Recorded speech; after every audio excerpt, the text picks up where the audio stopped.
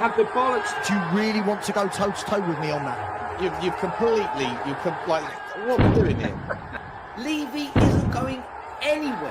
It's all down to timing, isn't it?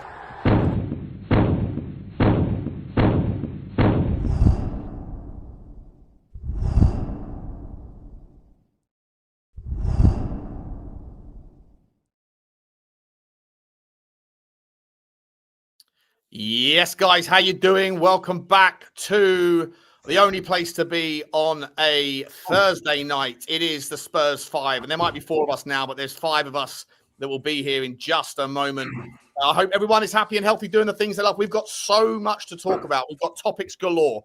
We're going to briefly talk on the Newcastle game because it's kind of irrelevant, but obviously the outcome of the Newcastle game was massive, monumental, redefining where we go from here. We have to discuss what happened with Thomas Frank. Why? Who made the decision? What does the decision-making look like in terms of who it is that's wagging the dog's tail? And we also have, of course, to talk about Big Ange's interview. So it's a big night. So I'm asking everyone to be cool in the chat. Smash the likes. I'm sure there's going to be a lot of disagreement. Be respectful in the comment section. Make sure you do drop your comments. Hit the subscribe as well if you haven't already. We're on the march to whatever we're on the march to, but any help in that regard is much appreciated. And don't forget to hit the notification bell. We have clips coming out every day after the show. So if you don't catch the full thing, then you can catch at least the best bits there and then. We also, of course, available on all of your podcast platforms. You can watch us back on Spotify. You can listen to us back on Apple and all that jazz. So if that's your thing, then get over there, search for Spurs 5 and give us a follow and a rating and a review. Appreciate any love in that regard. And lastly, but by absolutely no means least, let's not forget to check out OK Jersey. They are the people. You know what the score is with these guys. If you're looking for the best value, the best quality clobber in town, for all of your athleisure wear, not just what you think it is, but for anything else, branded, unbranded, search for OK Jersey. You know by now you get 8% checkout discounts using code 5. And they have asked me to let everybody know that if you ask what someone who doesn't just necessarily want the usual stuff we talk about, well, there's an international tournament that's coming up in a certain field in a certain area of the game, and it's happening in America. If that is your thing and you are a fan of one of those countries, one of those nations, I'm sure you all are, then you can, of course, support the nation. They've got all of the latest and greatest in that regard as well. So make sure you go and go a size up, maybe 2. If you are slightly more curvaceous like this guy right here, maybe go 2 sizes up. If you're someone who's just got a couple of extra pounds, maybe just the additional size will suffice. But always go a little bit size up. You know why. You know what we're talking about. Big up to them. Big up to you. Let's get into it. Before I bring in the guest selector to see who is joining us for tonight's show, we've had a late replacement because someone who was supposed to be here is late, is caught up in the office. Very quick, guys. Johnny, how you doing, mate? Good to see you. Welcome back. I'm good. Yeah, he doesn't play for Spurs, but he still has a thigh strain anyway. Or is it a groin strain? We'll find out when he next appears on the show. Yeah, if you want your... I'm a big fan of Cape Verde, Sean. So I'll be getting down to old OK nice. Jersey for mine. Yeah, nice. Nothing like a bit of Cape Verde. Listen, mate, I'm 8% Nigerian, so you know which way I'm going. You know, yeah, we know. Nigerian. Yeah, look, I think hopefully the sacking has put a spring in some people's steps, but obviously there's still doubt remains. So, bit of jet lag, Sean. So if I doze off during the stream, it's not out of boredom. It's just that my eyes have given up on my brain. I don't think there'll be any dozing off tonight, mate. I feel like it's going to be a spicy show. There's going to be a lot of differing topics, but we're going to keep it as friendly and as professional as possible, as always. Stell, how are you, mate? Welcome back. How's things? Yeah, good. Smash the like, subscribe, hit the notification bell. Thank you to all our podcast listeners, as always. Lots to talk about tonight, no doubt. Is podcast still growing nicely, Stell? Yeah, it's doing well. It's doing well. Nice Keep work. it up. Nice Keep work. it up, everyone. Keep listening to our podcast. Share it with all your friends and family. Big up to the podders out there. Lubotron, how are you, my mate? All you good, okay? thanks. All good. All good. Ready for a spicy show? Sorry? You ready for a spicy one?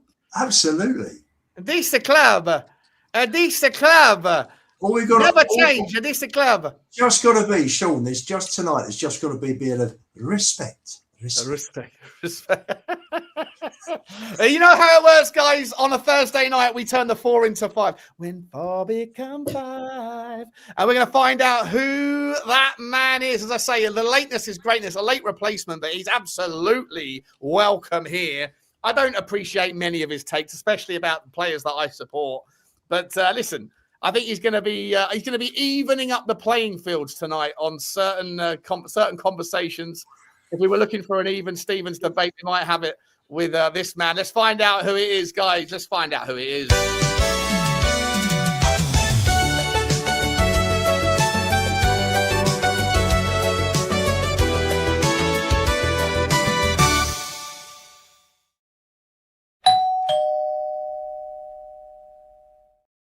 Welcome to the show. It's the Flower Power himself.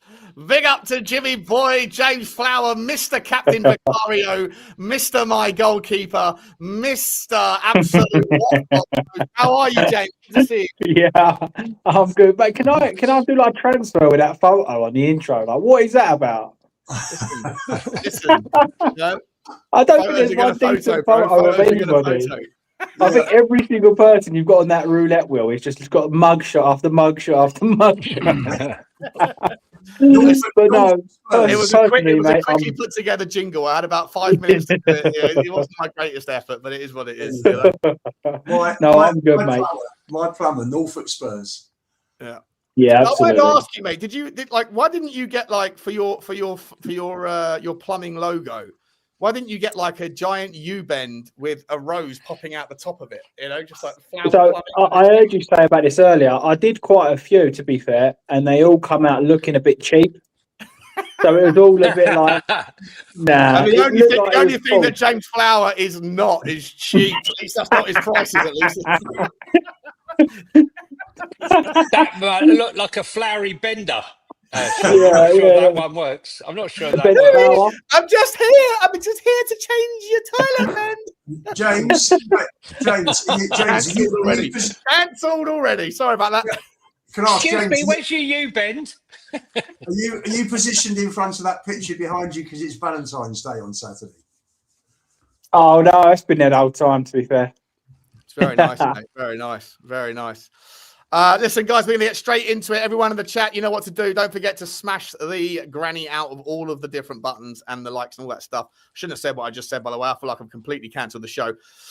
It is what it is. Let's start with the big news. Obviously, Thomas Frank got sacked. Now, listen, because the timing is short tonight, I don't really want to go into a big, giant sort of review on the Newcastle game. The Newcastle game is what it is, right? We've absolutely smashed. But obviously, you can give yourself a little 20 seconds, 30 seconds on it. But let's really focus on the outcome of the match rather than the input factors. Wilson Odebear, obviously out for 9 months, it seems like today as well, which is horrendous. My Odebear, my Heisenberg. Flower won't care because he doesn't rate him anyway. But for those of you that see some real true potential, it's devastating news. James, let me start with you, my man. 20, 30 seconds on the game, but then obviously let's move into to the Thomas Frank thing. Right decision, wrong decision? What do you stand on the whole topic? So on the game, to be honest, I think the best thing that happened was Odeberg getting injured. I mean, that's great. I'm joking. No, for me, look, that for me was an all-time low, and the right decision was made after watching that. To be honest, that was horrific. That first half was horrific. Worst 45 minutes of the season, relatively, compared to who we're playing against? Yeah, I think so, yeah. And the one thing that you couldn't sort of take away from Frank is the midfield. He had Xavi, he had Gallagher, he had Pochettino, who he chose not to play. So I was expecting to win at least the midfield battle, and we didn't. So that, for me, was like, okay, if you're getting bossed by people that you should be winning in the one strong positions you do have, that says a lot. In terms of the outcome after the game, I mean, I was fuming. I on my show, I was saying sack him at halftime. Literally, do the Martin Joel. It's so embarrassing. It's unacceptable. Like you say, against the midfield, it wasn't like we were up against Joe Linton, and it wasn't like we were up against Tonali. Yes, Guimaraes is a level above, but Willock and Ramsey ran the show against. And again, Pochettino could have played. We found out after the game that it was a tactical decision not to play him and to play Basuma instead. So the sacking was correct in your opinion, or was it? Or how did you feel about the whole thing? Was it like the only thing you could do? Yeah, absolutely. Yeah, the only thing I said personally, I think it was all the correct decision. He could have gone ages ago, to be fair. So I think they've done well to kind of keep him for as long as they did. The only thing I was saying is I would have liked him to stay for Arsenal, because I would have liked the interim to come in after Arsenal and have a actual run of games that potentially could get off to a flying start, beating sort of Palace and so on. Whereas I think the interim manager is going to come in against Arsenal and potentially get beat. And then I didn't want to start on that kind of foot, but I understand gives him 12 days if we sign a manager now to sort of get to know the team. Before I move on, just on the initial stages, 5 days off. The club have given the players 5 days off. Interesting. Do you agree with that? Just because there's no one there to train the team at the moment, no one knows what they're doing. So is it the right call from the club to sort of send the players away from the chaos and let whoever it is that's leading the show right now, we'll talk about who that might be in a minute. Was that a fair, reasonable decision, or do the players actually, you know what? No, it's only Thomas Frank that's gone. Heitinger's there, Cochrane's there, etc. There's work to do. There's 12 days before a big game. What's your Only thoughts? fit players. For me, only the fit players should be getting a break, or the ones that have played consistently. Anyone who's coming back from injury, 100%, you're not going anywhere. Get yourself fit. You're paid to play football, not to have a holiday.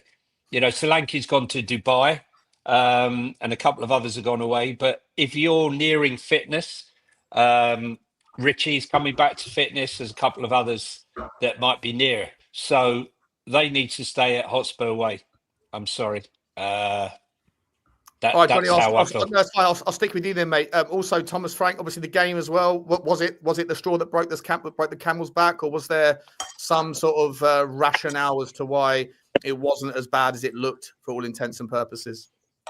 Well, for me, I had a bit of an issue because I missed the first bit. I was trying to keep up to date with on my phone, and when I got to the airport, I had this image of Basuma frozen with the ball, and I just thought he'd had 2 more balloons and he wasn't moving.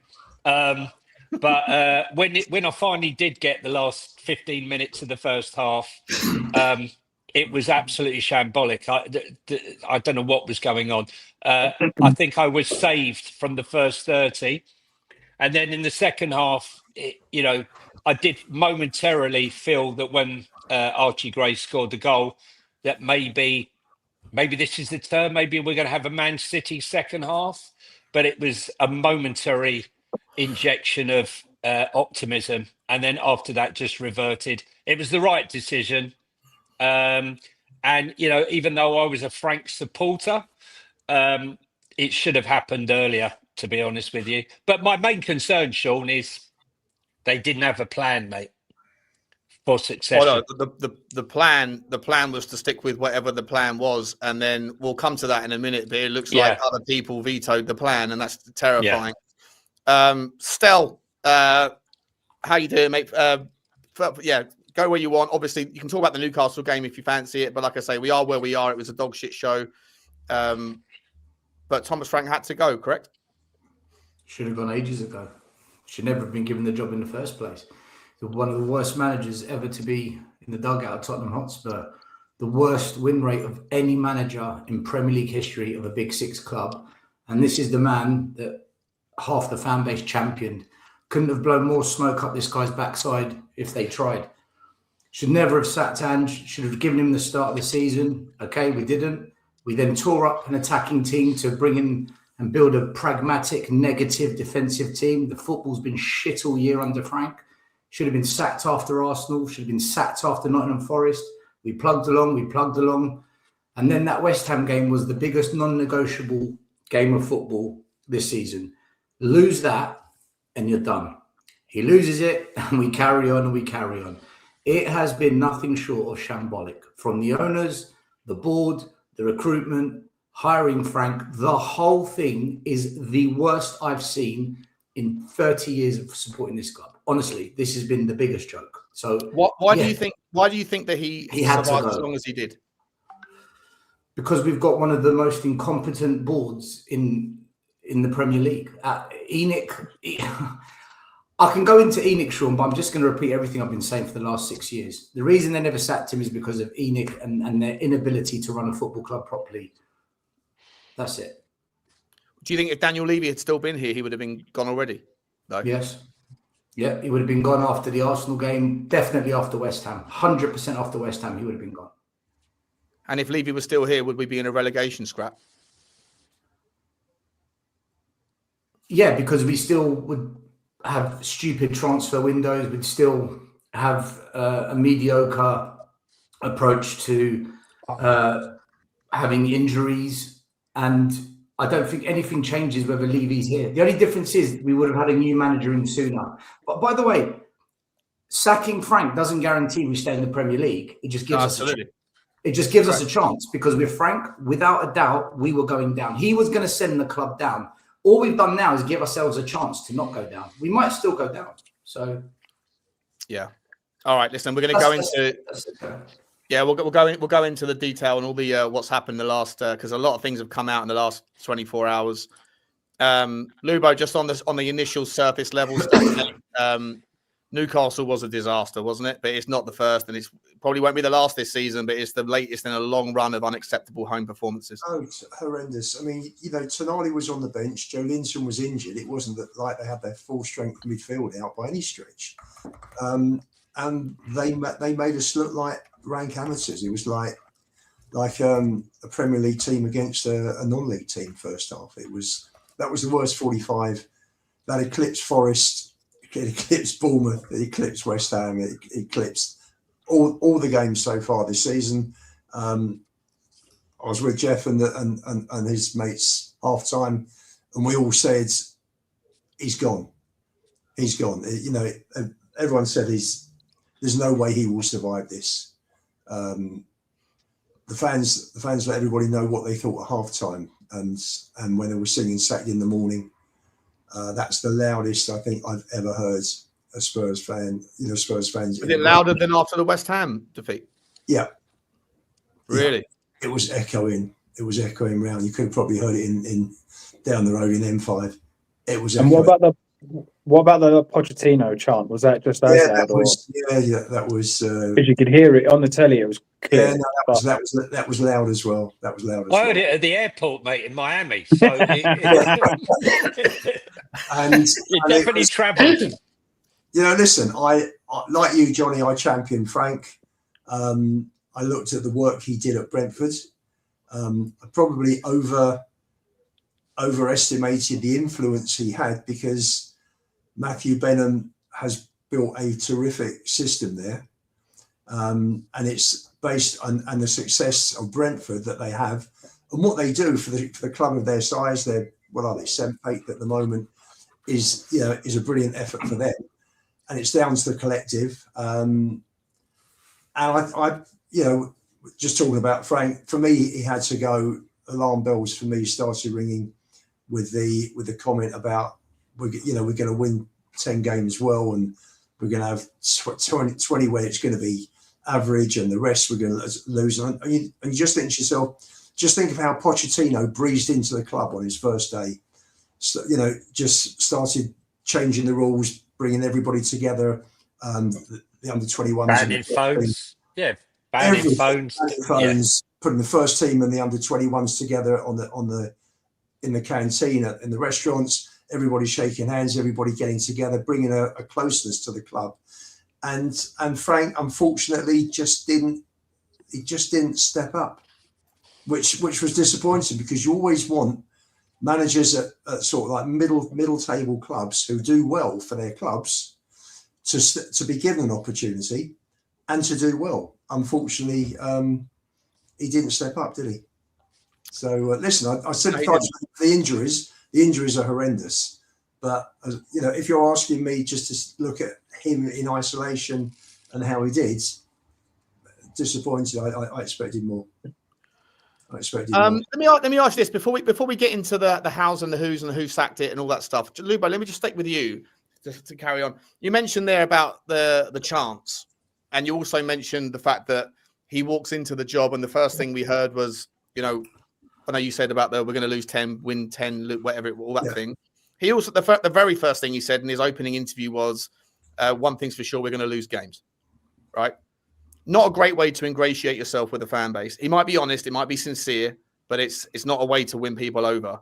Compare that to Ange Postecoglou, who said, I always win things in my second season. He also said things that didn't come true, like, we're going to have a title challenge in our second season. You compare that to Pochettino, who had his interview this week on a big podcast, and he said the sorts of things that give a shiver down the spine of those that are nostalgic as Tottenham fans. A club like Tottenham needs to be competing for Champions Leagues and titles and all these sorts of things.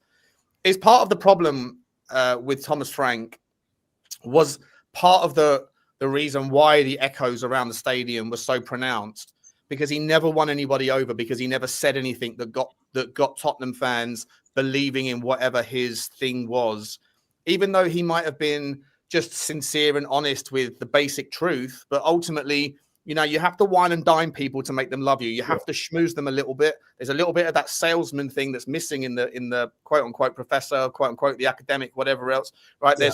He didn't bother with any of that stuff. Had he bothered with any of it, do you think that he may have won over more of the fans, or the fans may have had a little bit more patience? I'm not saying by the end, because by the end the results were speaking for themselves, but it was way back when the fan base gave up on him, way back before the end of the year. I think that was down to a negligence on his part, because he obviously didn't look into the club, delve into the history, look into and he never got the club the way Pochettino got Spurs. And because of that, he talked like a mid-table manager. He didn't grow into the job, unfortunately, and talk like that. You never hear that talk, or you've never heard that talk from, losing games, etc. You'd never heard that talk from Arteta, Slot, Klopp, Pep, whoever, Emery. You just don't hear talk like that from these managers. And I think he will probably walk away probably pissed off that it's ended so quickly. Probably the severance package will probably be okay. Will soothe that.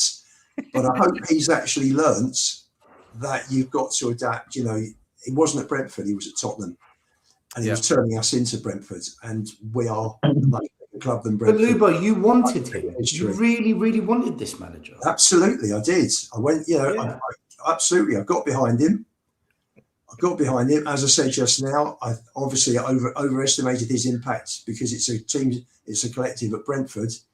But after the shambles that was Postecoglou, I was so happy that he'd gone. After the players won us the Europa League, get rid of Ange, let's stop the chaos. Unfortunately, Frank was the opposite. You went from someone that was played a chaotic system, attacking wise, with no defence, to somebody that just concentrated on defence and concentrated on the strengths of the opposition, instead of actually looking to actually win games and actually build. And you didn't know any of this when you were voicing and championing. That's right. But you know what? You didn't know none of this. You just championed him just on a week. Like that. Absolutely. I was so delighted that we had somebody who had done reasonably well at a Premier League club. Reasonably well doing what, Lubo? And that fraud spell was gone. That fraud was gone. Coming fifth is fraudulent without Harry Kane. Winning the Europa Cup is fraudulent. Your guy is on the brink of relegating Tottenham Hotspur, and he's been shown the door. He's the only manager, your guy, that hadn't even got a song about him by the fans. Even Mourinho had a song. Jose Mourinho. And he was hated. Frank didn't even have a song. And you sit there comparing him to Ange. Are you kidding me? I've got to tell you something. He is a worst manager ever we've had.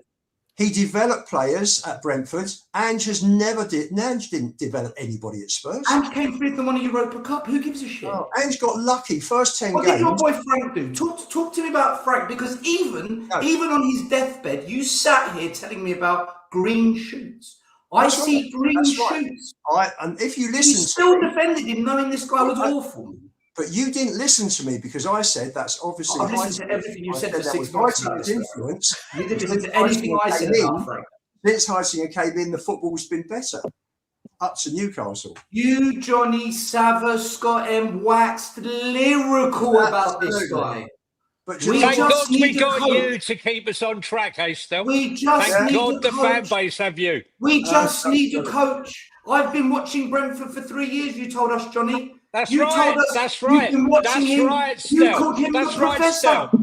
The That's right, professor. Stell. Hold up, That's guys. right, Let's Stell. pull it back. Shall Let's we pull it back. talk Professor. about you, mate? Let's talk about you, No, mate. let's Let's not talk about do you, that. mate. Let's not do that Mate, yet. like, Bye I bye, cut Frank, that out, the Stell. professor. I cut that You out, told us Stell, mate. Moani. I cut You that, talked about Stell. Moani. Stell, you want to come after me, mate?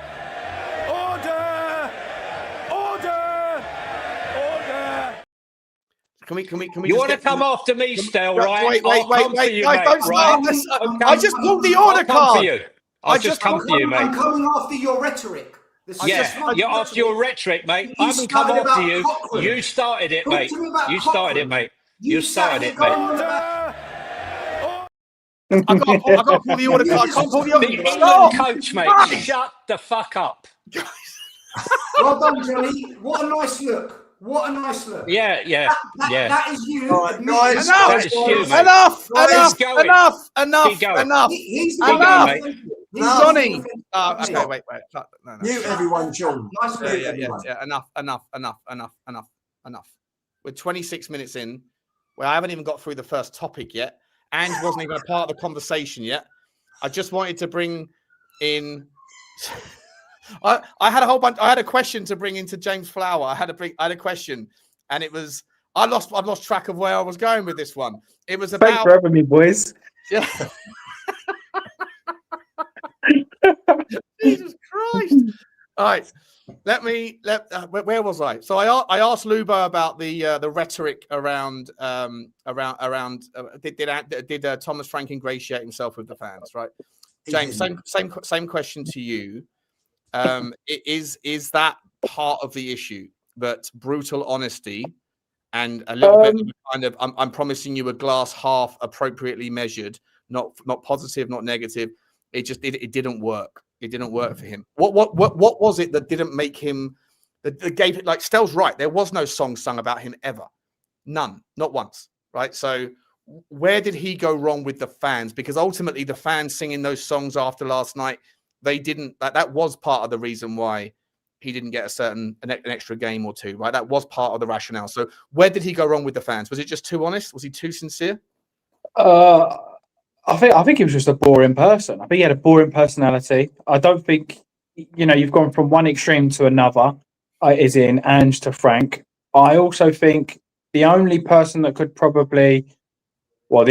can say about competing for Champions Leagues and the titles is Pochettino, and that's because he did, right? He did challenge for both Champions League final, second, third in the Premier League. Like, we was there or thereabouts. But for me, Frank didn't ever tell us anything. He was always right, like you said, we started off on the foot, right, we're going to lose. All right, we know that, but then you've got to back that up with something, or kind of come out swinging. But for me, he was a bit of a one-trick pony. It was very boring. It was very bland. A lot of people was using injuries as an excuse, and I said, okay, fair enough. Or they were using the players ain't good enough as an excuse. For me personally, I don't think our front line's very good. But we should still be able to create chances for the front line to miss, if that makes sense. So the midfield was good, the defence is good, so we should either be keeping clean sheets, controlling games in the midfield, or creating chances and missing chances, and we did none of them. I don't know. For me personally, I just don't feel like he come out and kind of got everybody on track. He's then started calling out the fans and kind of going down that route. That obviously splits the fan base. So it was kind of a lose-lose for him, really. Whatever he did, my advice for the next guy is to not do that. Show a bit of passion, show a bit of commitment, show a bit of something. Yeah.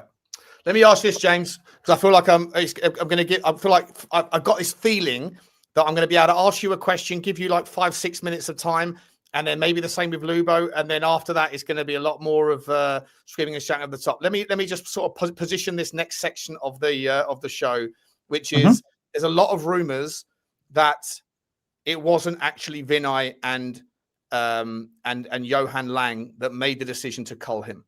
Okay, this has been sort of obviously, I mentioned it on my show this morning with Johnny. couple of sources that I've got completely different. They both told me the same thing, that actually, believe it or not, it was Matthew Collicott, who is a finance director, the chief revenue officer, the longest serving director at the football club, I believe, who actually called rank. And it went to Butcher at the, whatever his name is, Nick Butcher, the guy who's the son-in-law of Vivian, who basically outranked and undermined Vinay and Johan Lang. Johan Lang and Vinay, apparently, James, wanted to keep Thomas Frank. Yeah, so the show this morning. What do you make of that? Yeah, the show this morning, I agreed with a lot of what you said there. You know, Flowers, Plumbing and Heating Arena and the South Stand being changed to. I appreciate it. I agree with all of that. That's a good look. I'm prepared to donate about £5. You know what I mean? Like, no. For me personally, it just goes to show. I think I knew that this club was run like that. Whether or not it was them firing them or them doing this, for me, it always felt like that. Daniel Levy would have his finger in too many pies. Enoch, I also said, no matter what Daniel Levy does, he's still not the majority owner of the club. So I feel like his hands were tied. But it just comes across as me, this whole club is, no one really knows what to do. What they're doing is just, let's wing it. And they've kind of invested, so like obviously in buying the club, they've invested in a club. And they've just struck gold with the property, the stadium, the training ground, and Pochettino. And it proved for me that they didn't know what they're doing when Pochettino did take us to that next step, because we always fell behind. It was always like a headless chicken. Not spending big on wages, not spending so many years in the transfer market. But for me, the fact that Vinay and Lange wanted him to stay, it gives me...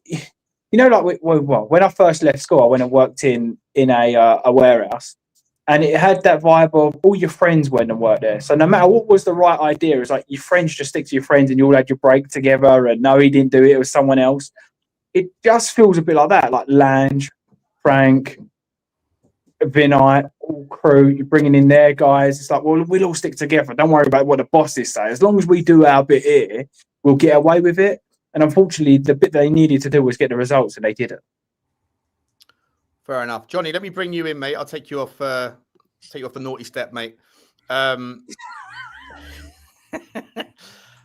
what's more terrifying for you, Johnny?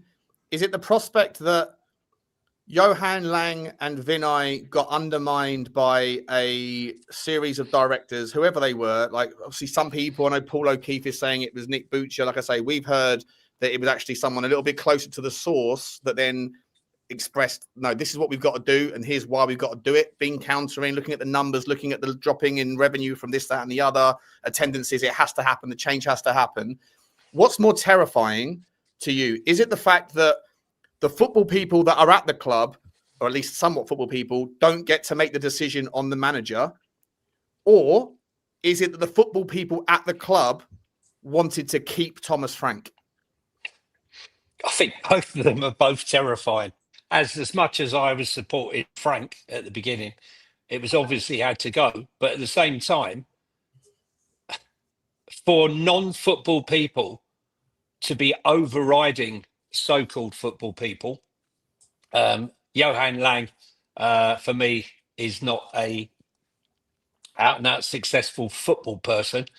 And the fact that the finance people are overruling the very people they put in charge to run the football is seriously worrying.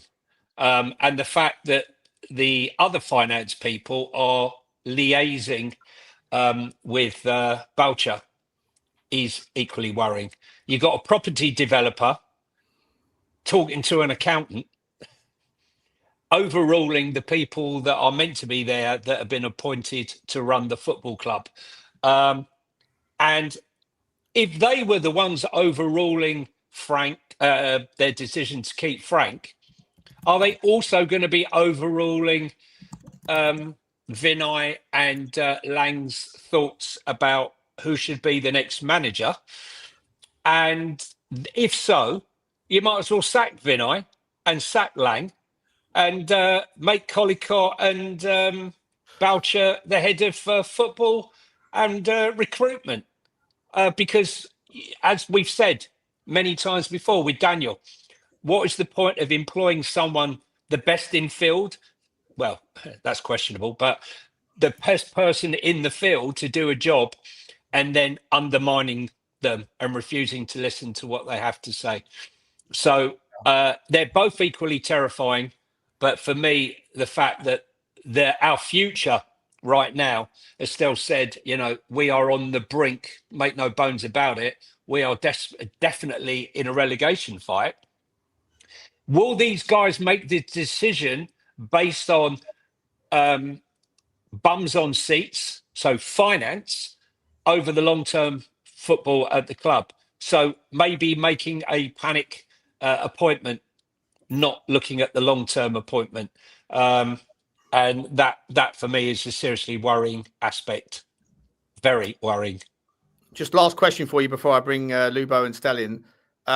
If it's true that it is in fact the non-football people that are actually making the decisions, what does that mean for the integrity of continuing with the employment of Johan Lang and with Vinay Venkatesham? Well, that's the whole point. What is the point? What is They're the point? right? You can't. Yeah. If they have said we want our recommendation is that we keep Thomas Frank, and then they've been undermined by people that don't know football, then surely those same people that didn't listen to them on that, they then can't point to them and say, who do you want us to employ for the next phase of Tottenham Hotspur, which is either a temporary or a permanent in the short term, in the next 3 days. So who the fuck is it that is going to be making the decision over this weekend to get us through into the end of the season? That's the most terrifying thing for me. Yeah, it's 100%. It's a slippery slope to hell. There is absolutely no point consulting with football people to say, well, yeah, we've heard what you've got to say, but basically we don't agree. And us bankers and property developers have decided we like this guy. All right. Well, based on what exactly? Who were the exhaustive search when Daniel and Vinay did the exhaustive search? Who were the people that straight away refused to even be part of the search program? I mean, all we know is after an exhaustive search, after the exhaustive search, it was Thomas Frank. But maybe we approached 5 or 6 or 7 other managers, just like we approached 5 or 6 or 7 other players who didn't want to come. Maybe those managers, and he was the best of the remainder of the people. Well, more importantly, what was the criteria in which they were looking for? Well, I don't like if Vinay and Johan Lang thought that listen. I hate the fact that someone who's not football has made the decision that they have made. I hate the fact that they have decided to veto football people. That's unconscionable and outrageous in a football organization. But I actually agree with the decision they made. And so when I ask you the question, and Luba, I'll bring you in. What's worse? Is it the fact that you've got people that are not footballing side making decisions and overruling, undermining, and basically making their entire employment nullified in value? Is that worse, or is it worse that the people that are actually employed to do that thought that keeping Thomas Frank on was the better of all evils? Well, very simply, since Enoch joined, non-footballing people have been making footballing decisions. Pretty much, nothing's changed. Nothing's changed in terms of getting rid of Frank. I was told yesterday that it was the family. Vinay and Lang have been fighting for several weeks to keep Frank in the job. Based on what though, Lubo? On what value? Because Vinay thought, it worked at Arsenal. Well, you've got that where you would think, because he's stuck by Arteta and he thought to himself, well, Arteta has been given time and they're on the brink of having a phenomenal season this year. So maybe the same thing can apply to Spurs, but Arsenal are a completely different club, and you can't bring the same criteria from one club to another. Can I also add to that though as well? A lot of people tend to say we should have never have got rid of Ange. Look what Ange compared to Frank. Just because you've got rid of one bad manager doesn't mean that you should have go back to the other bad manager. You could both can be bad or not right for this club. People tend to think, well, look what would have happened if we would have kept Ange, but they forget the 22 defeats. They forget all the bad stuff up to that. Just because Frank was worse, it doesn't mean that we should go back and get another poor manager. We should have higher standards than what we're aiming for. James, the last two managers, you know, when I think of the managers that have managed the club that I've been watching, and you just listen to some of the names: Nicholson, Birkinshaw, Pleat, Venables, Pochettino, Conte, Jose, Redknapp. These last two managers are a mile off any of those. Any of those. They are miles away, the whole lot. But in fairness, they haven't had the superstar that we've always had one superstar, right? Correct. The Harry Correct, Kane, James. the Son, the Bale, the Ginola, Van der Vaart, Modric, whoever you want. We've always had one. This is the first time. I mean, I said the story ages ago. Last season, I went to Tottenham with my son, and I met obviously Johnny and that there. And I said to my son, "You pick a shirt. Who do you want on the back?" And he said, "No one." He's like, "I don't want anyone." He just literally bought a plain shirt. And I said, "What about James Maddison?" He's like, "Well, he's okay," but he bought a shirt with no name. And as a kid, I think there's no way I would have done that. Not in my lifetime would I have ever would have gone, "Nah, I don't want a name." Or you pretend when you're playing football in the park when you're kids, you'd pretend you was that person, or you'd score a goal and say Jermaine Defoe, whoever it was. Now, I mean, to take your kid there and say, "Pick whoever you want," he went, "No, I don't want anyone." That's bad, man. That shows how far we've fallen. That's really bad. James, this has been coming for some time. When you look at the quality of the staff that we have had that have gone, I've mentioned the managers. Let's just talk about people like Paul Barber, I think, who got voted best administrator in the Premier League the other year. Paul Barber, Michael Edwards, Paul Mitchell, all got pushed out the club because they weren't allowed to do their job.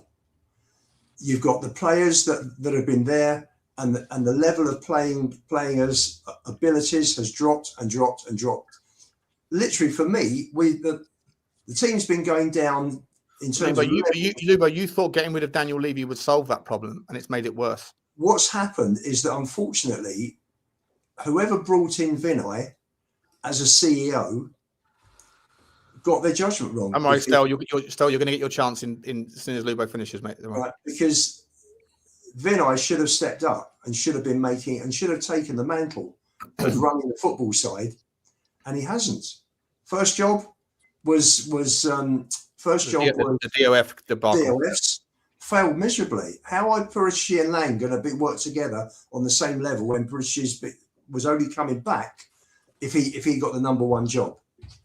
And then when he was announced, and what's even more worse, mate, is that the current we're going to come to this later on, but the current favourite to take over the football club is Roberto De Zerbi, and he is someone that Paratici essentially left the football club because he wasn't being listened to. He didn't want Thomas Frank; he wanted De Zerbi.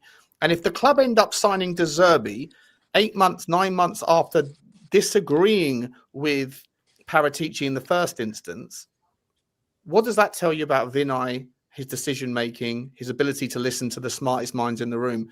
For me, I haven't had a chance to really say anything tonight, and I won't talk too much. I've spoken a lot today, but for me, Lubo, Frank, it was right. It was right. I'm glad that they came to the decision. I'm horrified that Collicott and Butcher, whoever it is, like I say, it shouldn't be like this. I'm glad that the right decision was made. It's a terrible precedent. Even I know you're making the argument that it's not a precedent. It's always been the case, and that's fine. But Vinay has to go as well, as does Johan Lang, because they weren't prepared to. They died on the hill of Thomas Frank, essentially. Vinay's in the club. He should have his finger on the pulse on everything, and they would have seen the form's just dropped dramatically since we came back after the international break in October. And there's only so long you can go before you actually think to yourself, hang on a second, this is going downhill and he can't stop it. Now, whether it's injuries or whatever, or systems, whatever reason, if a manager can't stop it, you can't change your whole playing squad overnight, but you can change the manager, and you can bring in a different manager with fresh ideas, fresh face, fresh voice, who can change things.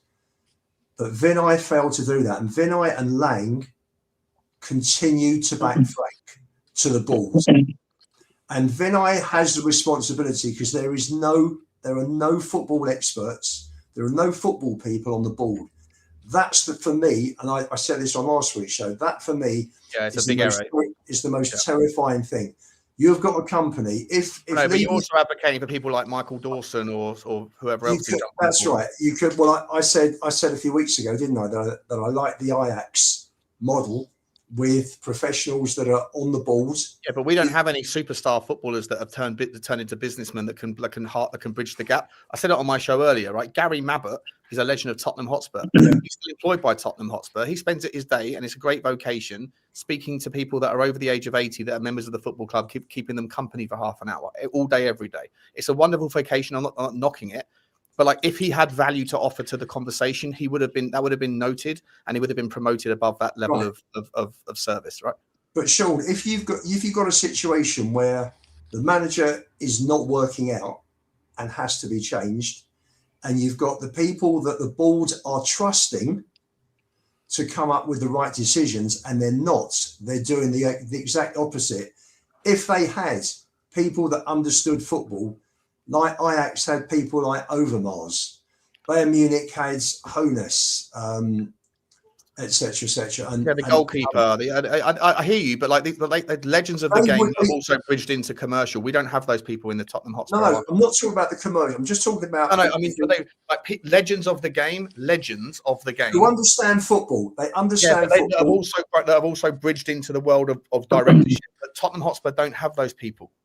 Well, I think personally, for me, if the Lewises have got any idea, they'd split the club in half, and they'd have a commercial side and the football side, and they've got to have football experts there to advise them. Because if Vinay and Lang are ignoring the fact that Frank's taking the club down further and further, we've gone from 3rd on October the 25th after Everton to 16th on Tuesday night, and it's taken from then. What's it taken? 3.5 months. And 13 positions before they've actually moved. People who are legends of the club. If you could have had an Ardiles, you could have had a Perryman, you could have had a Hoddle, you could have had any number of pros who know the game, who know that the system's wrong, knew the game, right, that would have been advising Nick Boucher and the Lewises. This is wrong. This is really wrong. These guys you've got working for you are not doing their job. But there's nobody on the board to actually say, hang on a sec. Yeah, I hear you. I'm just not sure. I'm not sure the correct recipe, the ingredients are the same as they are at some of the giants of Europe. But I hear the point you're making. Stell, you've been waiting patiently for your chance to go on this one, mate. The initial question was, what's worse? Is it the fact that non-footballing people sacked and undermined the people that are supposed to be the footballing people, or is it that the footballing people decided that they wanted to keep Thomas Frank? What's the worst scenario, or are they both just as bad as each other? The worst scenario is our fan base bought into ENIC 2.0. They lapped it up like puppy dogs. Couldn't wait just because Levy got sacked. Some of us sat on this show back in August saying, I don't buy it. I'm seeing the same patterns of errors and nonsense I saw for the last 20 years. Well, you did sing the I've got that. You and Lubo both sung that we got our Tottenham back. Come on, that's both got all that. Because it was the beginning. But at the same time, I championed saying, why is Vinay at the club? Why is Lange still here? What's actually changed? Lubo has got the most magnificent, articulate, calm demeanour in explaining everything that's gone wrong, but whilst it's all going wrong, praising it along the way. I don't know how you do it, right? Literally, Lubo, you sat here saying to us you're excited about the new structure. You said that you're really looking forward to see what these guys will do. Absolutely. You guys defended Vinay. You defended Vinay. Let me have my say. Right? And I'll answer your question. You defended Johnny waxed lyrical about Sharrington. You waxed lyrical about Vinay coming in. And I sat here saying, guys, another investment banker, an ex-Gooner. What is changing at this club? And I remember saying, the patterns are exactly the same, and it's all going to come crashing down eventually because nothing has changed. And this is actually worse. This is actually worse than anything I thought would happen. What you've got an owner that employs people that can't do the job properly, and the people that can't do the job properly are allowed to continue not doing the job properly until the point of where there's a real scare of financial distress, i.e., a heavy debted business collapsing into the championship. So those at the top had to intervene because they're not thinking football, they're thinking finance, they're thinking money. So they had to override Vinay and they had to override Lange because those two muppets that they employed were going to crash the club into oblivion. Defending this let's still finish. Go on, defending this bang average manager that they hired, a somewhat mediocre, little bit good, mostly meh transfer window. All of them together collectively are a shambles. And this has been going on for 20 odd years, right? And it's just got worse. I always knew at some point this would collapse, but not to this level. I never expected this level. But this is absolutely insane. So for me, Sean, they had to intervene. I agree with you on this. But what I will say is they created it all. And you, Sean, have been defending them for the last 5 years. It's fans like yourself. Hold on. It's fans like yourself. I defended Daniel Levy. You didn't let Lubo interrupt. So yeah, sorry. All right, yeah, fair enough. Go by the same fair. You have been, if I was to ask every YouTuber who is at the top of the list of people defending Levy and ENIC, everyone would say Sean Butler. Everyone knows it, Sean, right? So this is partly down to a lot of fans being like you. And you're allowed to be that way, but you have facilitated the situation we're in. That's my take on it. Because you never wanted to properly go against Levy and ENIC, who have brought us to this horrendous situation that we're in. But still, it's not any of us fans' fault that the club is in the state it's in. We have facilitated it, Luke. We have facilitated it, is what I said. We have facilitated anything. No, we haven't. Just like the owners intervened to stop Lange and Vinay crashing the club, we should have intervened to stop the owners from crashing the club, but we didn't. Tell me how. 100 people at a protest, Sean doing shows for the last 5 years, trying to be balanced, defending them. But a lot of fans agree with Sean. Right? So I'm not pinning you on Sean. But is it fair? Give them a platform, and look where we are. No. But is it fair to say though? Everyone's done that. Hang on, James. I can't let that one go. I can't let it go. Still, I never defended ENIC. I defended Daniel Levy because he's Daniel Levy. Well, he's part of the ownership. But if you actually listen, let's not rewrite history. First of all, I championed every protest. Secondly, I always bigged up even your version of the protest, despite you put out 150 videos about me specifically on your first iteration of your channel. Never responded to any of them. All right, just let it all ride off the wall for duck's back. Doesn't bother me what people think of me. No, I couldn't give a flying fuck whether or not my opinion influences other people, but no one else's opinion is going to ever influence me. Okay, I'm an independent thinker. I only ever defended Daniel Levy against the accusations that were thrown at him by people like you and by people like Lubo, who never, ever, ever considered that just maybe the trophy gap, which was the largest part of the concern of your arguments that Tottenham have facilitated, to use your word, over the last 25 years, you never, ever considered that there were things outside of the control of Tottenham Hotspur. I think it's the biggest problem that people are on the ENIC outside or the Levy outside or the anything outside.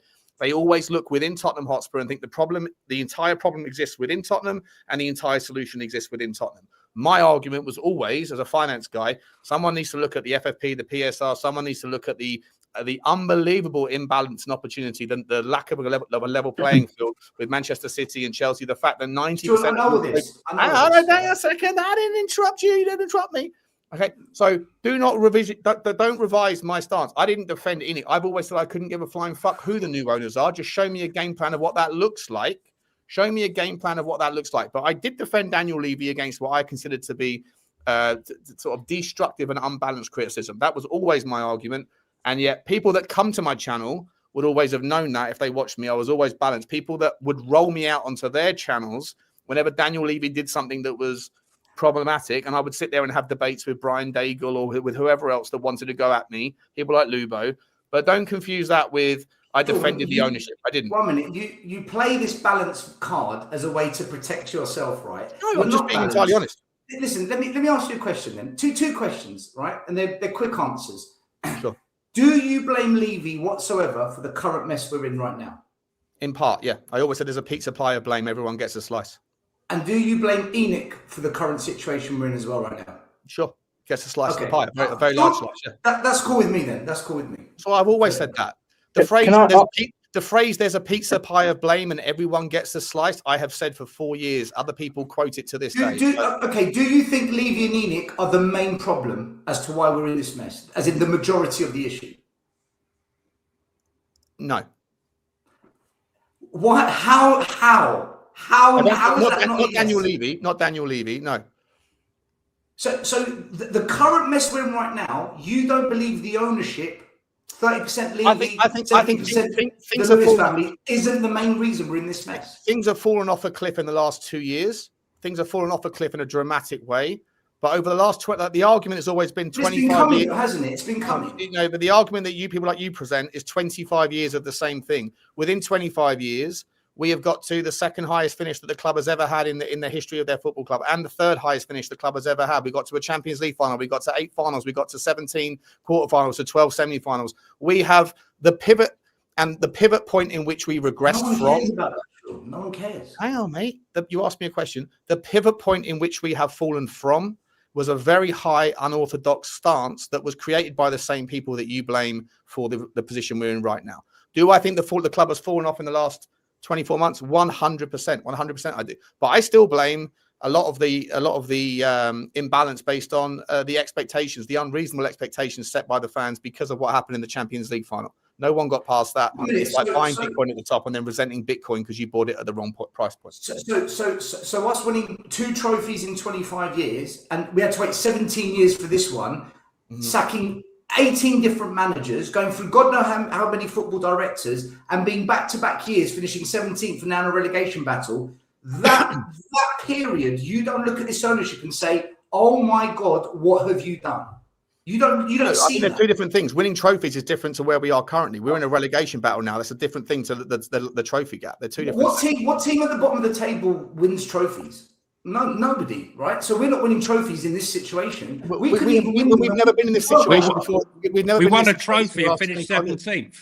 And we've never been in this situation until the last 2 years. It's a whole new reality. Johnny, that was an anomaly. That's never happening again. That's an anomaly. And it might well be an anomaly that we're down here for this period of time. Like since Daniel Levy took over, since the Enoch guys took over, our trajectory for 85% of their tenure has been like that. And then since we got to the very peak, the very, very fortunate and completely unorthodox, unexpected peak of the Champions League final, moving into the new stadium. Since then, it's fallen off a cliff. But where we are currently is completely outside of the ordinary. So yeah, when you look at the 25-year span of their ownership, yeah, I don't think of it the same way you do. Right now, your argument looks stronger than mine, but that wasn't the case a few years ago, and it wasn't the case certainly before 2019. Can I just want to add something to do with like the whole? It's almost like point scoring. Like I'm right, you're wrong, or you've allowed Enoch to get us to this point. It's not point scoring. Well, it kind of is. But with it's not. That's something people came up with because they're trying to mask their failings in what they said. What you're saying is, okay. I'll change it. It's almost like what you say there is like you've allowed him to do that. Well, all last season, you slated Ange. You had photos of his defensive ability, slated. And then when you fire him, you're like, oh no, well, what about Ange? He could have done this, or he done this, or he done this. That's exactly the same as facilitating and helping being able to fire him and pushing that cone down the line. Then when it happens, you kind of change your mind. What's the difference? How many times has that happened compared to how many times Enoch and Levy have done it? You're comparing 1 year of Ange to 25 years of this ownership. That is the 25 years of this ownership unbalanced comparison you could say. 25 years of this ownership. 18 managers. Sean, 18 managers aren't all wrong. 7 football directors are not all wrong. How many managers have Nottingham Forest gone through this season? Why How are you many comparing managers us to have teams that aren't in the over big six? 25 Sean, hang on. No, mate. You're comparing us to smaller clubs. if you Compare were us to the big clubs. Why? Because we're a big club, Sean. On what metric? On the fact we used to win a couple of Carabao Cups and FA Cups. We haven't Spurs won the league part of the since big six, yes or 1961. no? You're comparing So now we're not a big club. This is no, nuts. hang on. No, that's not what I'm saying at all. You're comparing us to the teams that have always been big clubs, or the 2 teams that bought their way there, or the fortune. This again is the problem. This again is the problem. Spurs have always been a big club, Sean.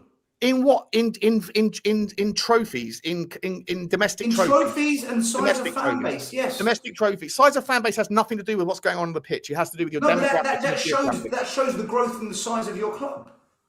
Tottenham Hotspur, you're comparing Tottenham Hotspur to 3 teams that have always been much bigger than us, always much more successful, and 2 other teams that bought their success before the rules came in to stop anyone else doing anything about it. Yes. Right? Yes. Okay. So is that reasonable? You're only comparing Tottenham to Nottingham Forest is unreasonable.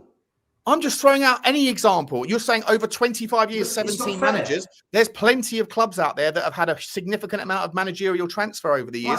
Because our ownership have been there for 25 years, you then extrapolate everything into that ballpark and say, which other club has had 18 managers? I'm sure there's lots of clubs. I'm sure there has been lots of clubs that have had 18 managers in 25 years. Still, you're saying that 25 years has been a shit show, that it was only 6 years ago. It hasn't been a shit show for 25 years. We finished second in the Premier League 6-7 years ago, 8 years ago, and we got to the Champions League final. Only 12 months ago, we won the Europa League Cup. Not many trophies, not many teams. But you lot all complained about that season for finishing 17th. Not many people in world football can say that. So did you, mate. You complained about that season finishing 17th, though. So you can't use that in your analogy. You can't have it both ways. The point I'm making is this. In the 25 years of this ownership, you can if you're using cups. By the way, you can if you're using trophies for your analysis. Well, I'm using what they've done in 25 years for themselves. They came in and bought the club for 100 million. They've turned it into 4 billion. They've 40x their capital investment. How did they do that, by the way? When they cash out, they're going to be billionaires. They've done it by giving what back to us fans? Nothing. They've built that stadium. It's a cash cow. It's magnificent. They did all of this. Great. Well done. Well done, Levy. Well done, Enoch. Now give us something back. And for the last 6 years since they built that stadium, they've done nothing but take the fucking piss out of us fans, Sean. That's what I'm saying. They've done that. That was their plan. They've got no care about winning football. They've got no care about competing with the Big Six. That's fine, They Stell. built that stadium, making out they're going to be a Big Six club. They've done the opposite, Sean. So that's absolutely fine. Here's the thing, right? Every time you ask me a question, I give you the answer. You move the goalpost to another part of your argument. Hang on. I'll let you finish. Just let me finish my point, then I'll bring the other guys in. Okay? But you're saying I moved the goalpost. I didn't. You 25 years. I'm not. I'm using the 25 years. Stell, come on, mate. In 25 years, they've just raised their investment. Stell, come on, you got your point. You made your point. You made the point. All I've ever said, I don't care about the owners, right? I've been championing the fucking tech DJ bro to get on board and buy these guys out. I'm no defender of Enoch. The second that they pulled the fucking lipstick on a pig routine, new majority owners, I called bullshit on all of that. I was one of the first people to call bullshit on the whole thing. A load of people that were Enoch out suddenly switched to, let's give these guys a try. I went the other direction because it's absolutely shambolic. The only person that I've ever defended was Daniel Levy in the face of what I thought was unreasonable criticism, because people like you summarize the entire 25 years as a shit show, and I don't see it that way. I definitely concur that the last 2 years have been a disaster. I definitely concur that the last 6 years have been a retraction, a regression to the mean, but I do not accept that 25 years has been horrendous, considering it was only 7 or 8 years ago that we finished second, which we have never done in our entire history, apart from, or since 1961, when we won the double, was the last time we did it. And by the way, winning domestic trophies... Not backing Poch was a shit show. I'm not finished. Not backing Poch was horrendous. I'm not finished. If you're going to make the point about domestic trophies and 2 trophies in 17 years, then you can't not allow me to use last season's Europa Cup win. You can use it. All right, but you said I couldn't a minute ago. You said I couldn't. Anyway, listen, I don't want to take up the show. I said you couldn't use it on the basis that you also criticised that season for finishing 17th. So you're cherry picking when to use it. That's the point I'm making. Not at all, So- mate. so I've therefore- always been consistent. You haven't. I've always been consistent about. No, I have been consistent. I've been No, you haven't, in because media you for always- 6 you always- years, you and I always started a said- YouTube channel on it. I've been very consistent on this ownership. When you lot were talking about ENIC 2.0 in the summer, I was the only one on this channel that called it out. The only one. I've been very consistent on this. No, you weren't, mate. I was never ENIC 2.0. That's ridiculous. I said it's a fucking disgrace. ENIC 2.0 is a disgrace. I called Vinay, Donna Cullen on steroids, and Johnny Tommy to grow up. Well, look at Vinay now. You always bring me into everything. You can't have a conversation without, like, you know. You're the one today that was on a YouTube channel talking about me when I wasn't on it. So pot calling kettle black. Yeah, pot kettle black, mate. I wasn't Pot on this calling kettle show. black. Remember when I wasn't on this show? It works you both cheap ways, shot. Johnny. Cheap It shot. works both Wasn't ways. on the Guys, show, guys, mate. guys, Wasn't guys, on the it's show. feeling- I wasn't on the show and you're Mate. calling my name out. Mate, I wasn't on this show, and you pulled up a whole load of videos, right? And I wasn't about- on the show today that No, you were on. I'm You called me telling up. you I'm something. saying Let it works me both speak. ways. Let It me works speak. both Put ways. some duct tape on your mouth so I can finish something. It's surprising you're not swearing at me again. Johnny, Come on. Johnny. Let's be nice, guys. Come on. Let's be nice. I enjoyed the back and forth with Stell, but let's not get personal, guys. Flower's gone to get some popcorn. Let's. You remember, I'm sorry, but do you remember a show called Jerry Springer? This is banging. I'm waiting for you to bring in like the midgets, bring in the midgets and stuff. It's completely out of order for me to get slammed all summer by this lot. Flip flop, flip flop, flip flop, and they have been the mothers of flip flops. Who slammed you? You September. come after me Not tonight. I you, haven't Sean. slammed- Sean, not you. Sean, not you. But you've gone after me tonight over something that I didn't ever say. No, you have been the champion of leaving ENIC the No, most. I haven't. I've been the champion of the other side of the argument. You know, I'm someone that takes the other side. I'm the devil's advocate. That's what I do. That's The what other I side always is do. ENIC in and leave in. No, but if I'm on a show, That's the other side, Sean. Yeah, because there's nobody in the Yeah. context, there's nobody in the community that ever takes the argument other than ENIC are poison, ENIC are cancers, ENIC are And parasites. how right are we? Sean, how right are we? You're not How right right to are say we? it, no, because you reflect on it in a different way than reality. You say things like 25 years of this shit, and it's bollocks. Keep it Because nice. for 18 years of it, we saw a trajectory like that. And they mismanaged it. They didn't back it. They never once backed Mourinho. They never once backed Redknapp. Who cares if they're not prepared to back it, Sean? Yeah, but you They reflect don't on back it. 25 years. It's like you saying you've run 24 miles of a marathon and then you collapsed at the last mile, and then you say it's a fucking shit show, never did anything at all. No, you did. You ran as much as you could. You did as much as you could. We have struggled in the last 3 years. I completely acknowledge that. The last 6 years have been a regression. But to sit there and say that 25 years has been an abject failure is outrageously inconsistent with narrative. It hasn't. What have we done? Sean, what have we done? 2 trophies. It's Well, that's the shocking. thing. So the binary line in the It's sand, awful. the binary line in the sand for you is a season with a trophy is success, a season without is failure. So therefore, there's no room for progress. And that's just not reality. There is room. If we had won more trophies, I wouldn't be saying this. If we had won 5 or 6 trophies, I'd say We got fair to 8 finals in that time. We didn't win any of them. And we never backed a manager with a good enough squad against the opposition he came up against. We sacked Mourinho before a final, damn it. We sacked the one man that could have beaten Pep to put in Ryan Mason. Leave it in ENIC. This is what they do. We also lost on a penalty shootout to Manchester United. You win that knockout, and then it's a whole different kettle of Okay, fish. 1 or 2 you're allowed. Fair play. Those ones, you're right. Those couple of ones. If you win those, then suddenly it's 4 or 5 trophies. But we didn't. Yeah, that's what I mean. But that's not Daniel Levy's fault that someone missed a penalty shootout. That's the narrative that you spin. It's his fault for not giving our managers enough ammunition to do the best job they can against the opposition they come up against. How many finals have we gone up against teams that have had a bit more about them? Because I could count so many semi-finals and finals where we look weak. Our bench has been weak. Who did we lose to in a final that wasn't one of those top 5 teams? No, it's always the top 5 we play against. Right, exactly. So that's part of the context as well, right? But we beat Man United, who's a top 5 team. Why can't we beat them more often? We only played them one other time out of those 6, and it was in the penalty shootout that we drew 0-0, and then we went. So I'm penalties saying, and why lost. can't we beat those top 5 teams more often? Because we don't invest in the team to match them, Sean. We never have. We never will. We don't have the draw to get the players that they do, mate. You know that's a fact. Sean, we don't have the scouting system. We don't have the footballing people in the club. We don't have the right football directors. We don't stick by the football directors. We don't I have agree no with that. football- I agree with that now. I agree with that right now for sure. But we've had great directors in the past. Anyway, let me bring the other guys in because I don't want to take over the show. Lubo, take over the show, mate. What are we doing here? Right. What subject are we on now? I don't know. We've still got to talk about Ange Postecoglou yet, but that's you want to do Ange Postecoglou now? No, we can talk about Ange. Yeah, let's talk wait, about. Johnny's got something to show. What are you saying there, Johnny? You're on mute, Johnny. Should we talk? I've got images as well. If you want to do that, I've got images too. If you want to do that, if you want to go tit for tat, I can do it. I'm prepared. If you want to go there, I'm sure you're prepared, mate. Back to football. Back to football, guys. Back to football. Back to football. Funny, isn't it, how Ange is walking into the overlap? Was it the day that Frank got sacked? Funny how timing brings these things together.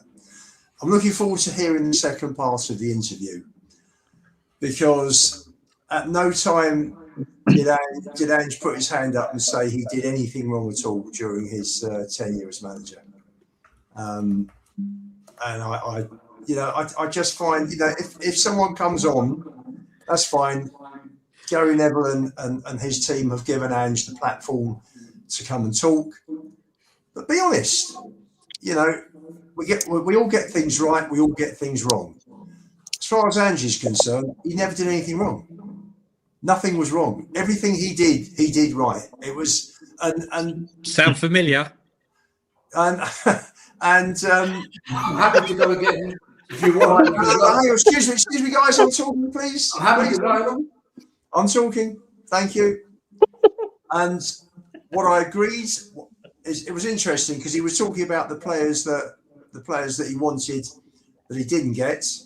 And Neto, I heard while Spurs were negotiating for Neto on a pay-per-play basis because he played something like 10 games in 3 years, I think.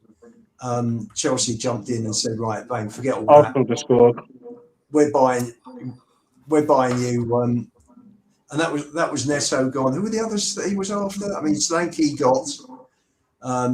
Who was the other one that he mentioned? There was another player, wasn't there? That Semenyo, Neto, and Guay. Semenya. Where did all those players end up?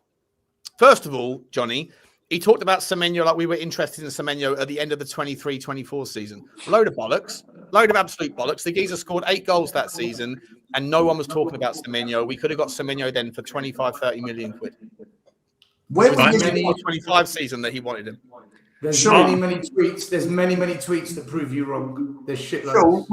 Where we missed. Where no, we no, go back. Put them back up. Put them back up. 24 season. Yep. Next one. October 24. 25 season. Look at the date. Look at the date on this. That's the end of his first season. No, it wasn't. He was talking about the 23 at the end of this one, end of first season, 24. Give me sport. Do me a fucking favour. I thought you didn't give a shit about journalism. I don't give a shit, but you're the ones who believe this shit. I don't. No, but the ones from Ornstein, the ones from the Ornstein were the season after. No one was talking about Semenyo that. Okay, 2024. There's one with 2024. Where we missed out on Semenya was last summer because Spurs has been reported and United both offered 50 million. Bournemouth said no, we want 70. Why not go and if you fancied a player like that and first game of the season, it was the first Premier League game of this season, wasn't it, on the Friday night? Semenya was brilliant at Anfield, ran 60 yards, scored the second of his 2 goals, and the whole world took notice. A bit like Bale at the San Siro. It was one of those moments, one of those games, and it was gone as far as Spurs were concerned. If Spurs had gone in and paid the 70 million, Semenya would be playing for Spurs. But once again, they just don't do it. They fell 10 million short. Bruno Fernandes said he thought it was going to Spurs. He thought the offer was coming in. that was at Sporting Lisbon told Let's not go me back to what Bruno they wanted. Fernandes, for fuck's sake, Lubo, mate. We've done this 1,000 times. No, please. of course, but that's typical. What I agreed with ANGE on was the fact that he probably didn't get the backing to get the better level of player and to get players on higher wages, because there was a wage cap that Frank came in, I was told, and said, forget it. We can't work like this. You know, you can't run a data analysis on players with a wage cap. And things changed, and Spurs are paying high wages now, as we've seen with the wages that the players that have been bought since it didn't work to sign Semenyo, did it? No, it didn't help. It didn't help because it wouldn't have worked to sign Mbumo, would it?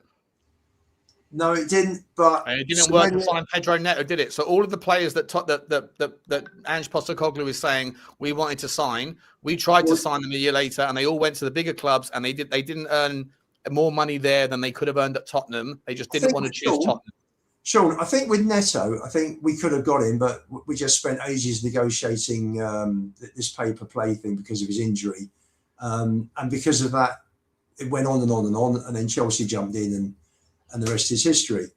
You know, I'm just saying, mate, all of the players that he mentioned ended up playing for bigger teams. Yeah. In Tottenham, which again comes back to, it's not just about, I'm not sitting here defending the idea that the wage structure shouldn't have been raised, but the notion that just because you raise the wage structure, suddenly you can buy these players when other teams that are bigger than us, that have a high propensity to win trophies.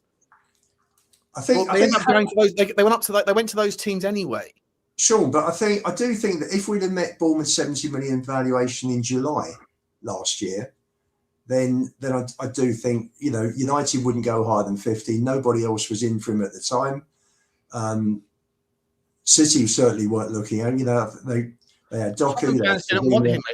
I remember speaking, and I was the only person saying he's the guy we should go after, and every Tottenham fan was saying, no, let's go after. Yeah, no, he was my favourite player for Spurs for this summer. But they didn't offer. I spoke to you 1,000 times about it over the summer. They didn't offer, and the chance went. And here he is at City now, you know. So, but as I say, I'm interested to hear the rest of the interview, because I do hope if he's honest, and he will admit that, you know, for me personally, talking about him, he came in, it was a breath of fresh air. We were 10 games, 26 points. He won Manager of the Month 3 times. It was a very innovative, kamikaze type way of playing.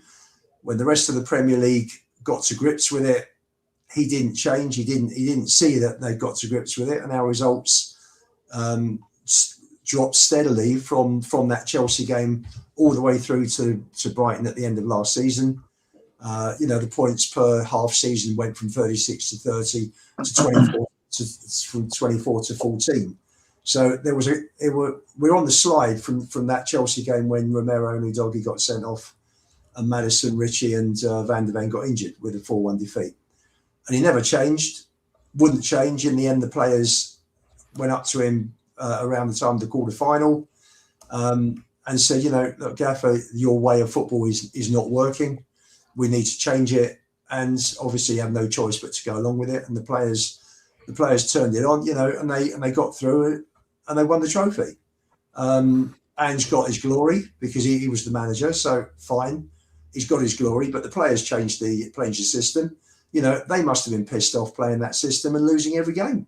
So, you know, let's be honest about it. Van der Ven actually said in the interview that him and Romero went to Ange, and it, you know, probably didn't seem, you know, Romero's right, your system shite. We're changing our system tomorrow night. But that's basically what they did. And, you know, it was, for me, Ange, Frank, doesn't matter. Neither of them were good enough. But, you know, he's knocking the club. If, you know, it was a yes man still, because by your reckoning, Conte was the main man, because he spoke about what he thought of the club when he was a paid employee. And Ange has waited till 8 months later before he opens his mouth. He should have opened his mouth when he was at the club. Then he wouldn't have been a yes man. That was the whole yes man thing, right? It also, James, let me bring you in, and then Johnny after that.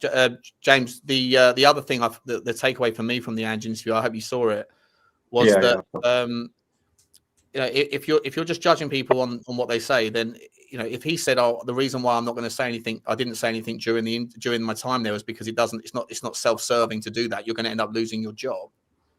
Right. So then he's making the decision to keep his mouth shut. If we're taking him on his word that he wanted to say these things but didn't and couldn't because it wouldn't have ended well, then he's a self-serving person, right?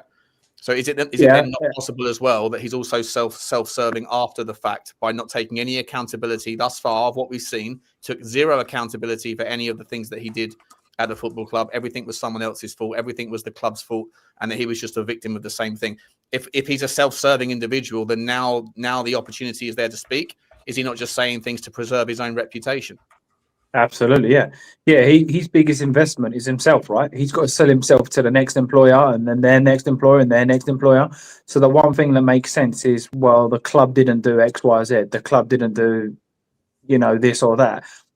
But on the other hand, you can't be coming out and saying, well, I wanted this player. I gave him a phone call. That's the guy I wanted. I called him and he agreed because he spoke to me. Same as what Frank's done. You can't kind of go out there. They're claiming that you're the guy and you wanted all these guys. And then when it goes tits up, go, no, it wasn't me. It was all him. It doesn't make sense. And it's the same for Frank. It's all well and good him saying, I only want players that are going to be there for the future or the person that he wants. And then when we get no one, kind of be like, well, I didn't get anyone. Well, you're the one claiming that you wanted a certain kind of person. So for me, look, get in. You're ahead of me in the game. Yeah, you're ahead of me. Yeah. No spoilers, you bastards. Let me tell you something. Brentford have been absolutely superb. Battering them. Yeah, they have. Yeah. But for me, Frank with the whole, Frank was holding it back. I'm joking. With it all, I don't think clubs are run by managers anymore. I think back in the day, your manager would come in and go, I want him, and it would be like whatever the manager says. Now there's too much investment, there's too much money, there's too much involved. Look how long Frank's gone or lasted. Could you imagine if Frank come in and went and said, I wanted Tell, Odebert, Timo Werner, whoever we name here, we could name them, and then we buy them all for him. And then they all flop, and then he gets sacked. And then we've got a whole squad of Frank players rather than a way of playing of Spurs players. If does that make sense? I don't know if that makes sense. Yeah, it does. For me, you have a system. This is for me is what Tottenham. The main thing for me that Tottenham have done wrong is they've gone from Ange to Frank, from Conte to Pochettino to Jose. That for me is the main reason we are in this position, because they've always spent money on crap, but it's one player for this squad, one player for that squad, one player for this squad, one player for that squad. Now we've got Tell, I don't know who he fits in. Odebert, I don't know who he fits in. But then you've got Solanke, Ange system, Gallagher, Pochettino system, or whatever. You've got players from everyone's system. Now that's why we've got what we've got. And as for Ange being Ange, look, they're employed by the club. He actually didn't he come out and say, yeah, like I was the only one saying we're going to win a trophy. It was what I was supposed to say rather than what he actually believed until we got to that ending. So, yeah, I look through it all. It's more for me, when you're employed, you say what you've got to say because you're employed by that club. There is no yes man. There is no right or wrong. There is none of that. It is you do what you do. Mate. It's in every walk of life. In any it's job, life. Yeah, absolutely. If the guy that works with me, if he come in and went, nah, you're wrong, this, that, or that, I just good one, mate. You're out. Do you know what I mean? Or started slagging me off on the way to business. It is how it is. No one says anything until they've been fired or they're on the verge of being fired. 100%. And then you have to, when they all walk out, and every manager ends up leaving the job, for 95% of the time, it's because you obviously get the Klopps of the world that leave when it's their time to leave, but the vast majority leave on a downward trajectory. And so if they got an ego and they've got self-preservation tactics at play. And don't get me wrong, Spurs make it very easy for us to do that, right? Because we've consistently fouled managers. We've consistently, in the Pochettino era where we didn't spend anything for so long, you could say stadium or whatever. Conte asked for Pastoni and got XYZ. I'm not saying that we're going to get those, but if you're going to be fired, you've always got that excuse, right? You've always got, well, Tottenham didn't back him, they didn't back him, they didn't back me. the next guy is going to be the same, and so on and so on, right? It's the easiest way out. Yeah, I agree, mate. I agree. Johnny, let me bring you. You've been very patient, mate, on this topic. Ange, sorry, you take yourself off. Right. Yeah, Ange, full of shit or spot Um, well, he's spot on with some of the things, as far as the club, with the wage cap and not being ambitious enough. But we didn't need Ange to tell us that. We knew that already. And what I loved about the interview, there was absolutely no, I hold my hands up, I was to blame for any of it. so far?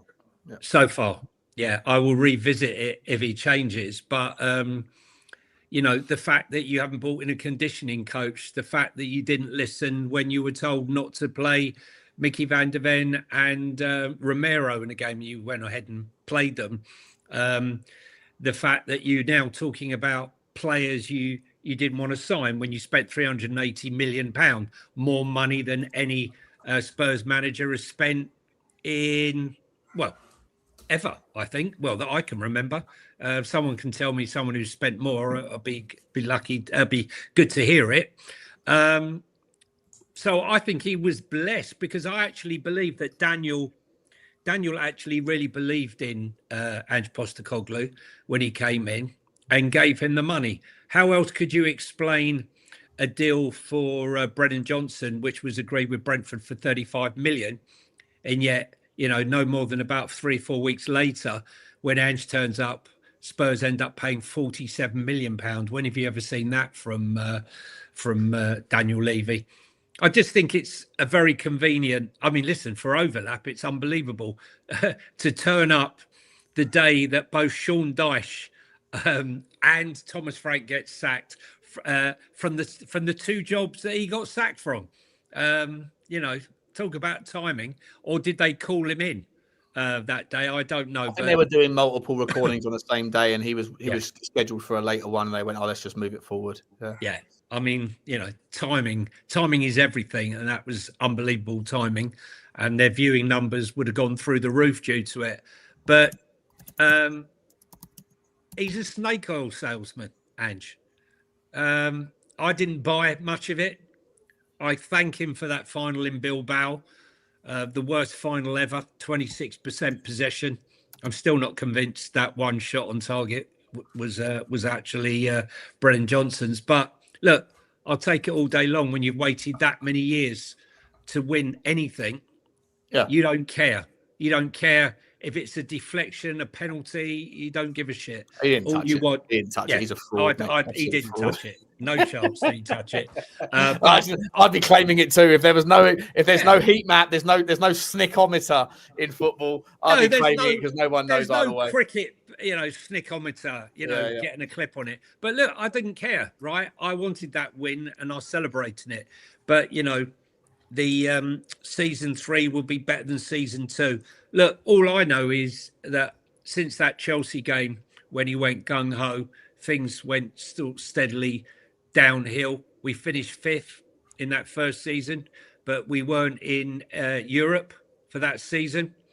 And the second season it was a major struggle.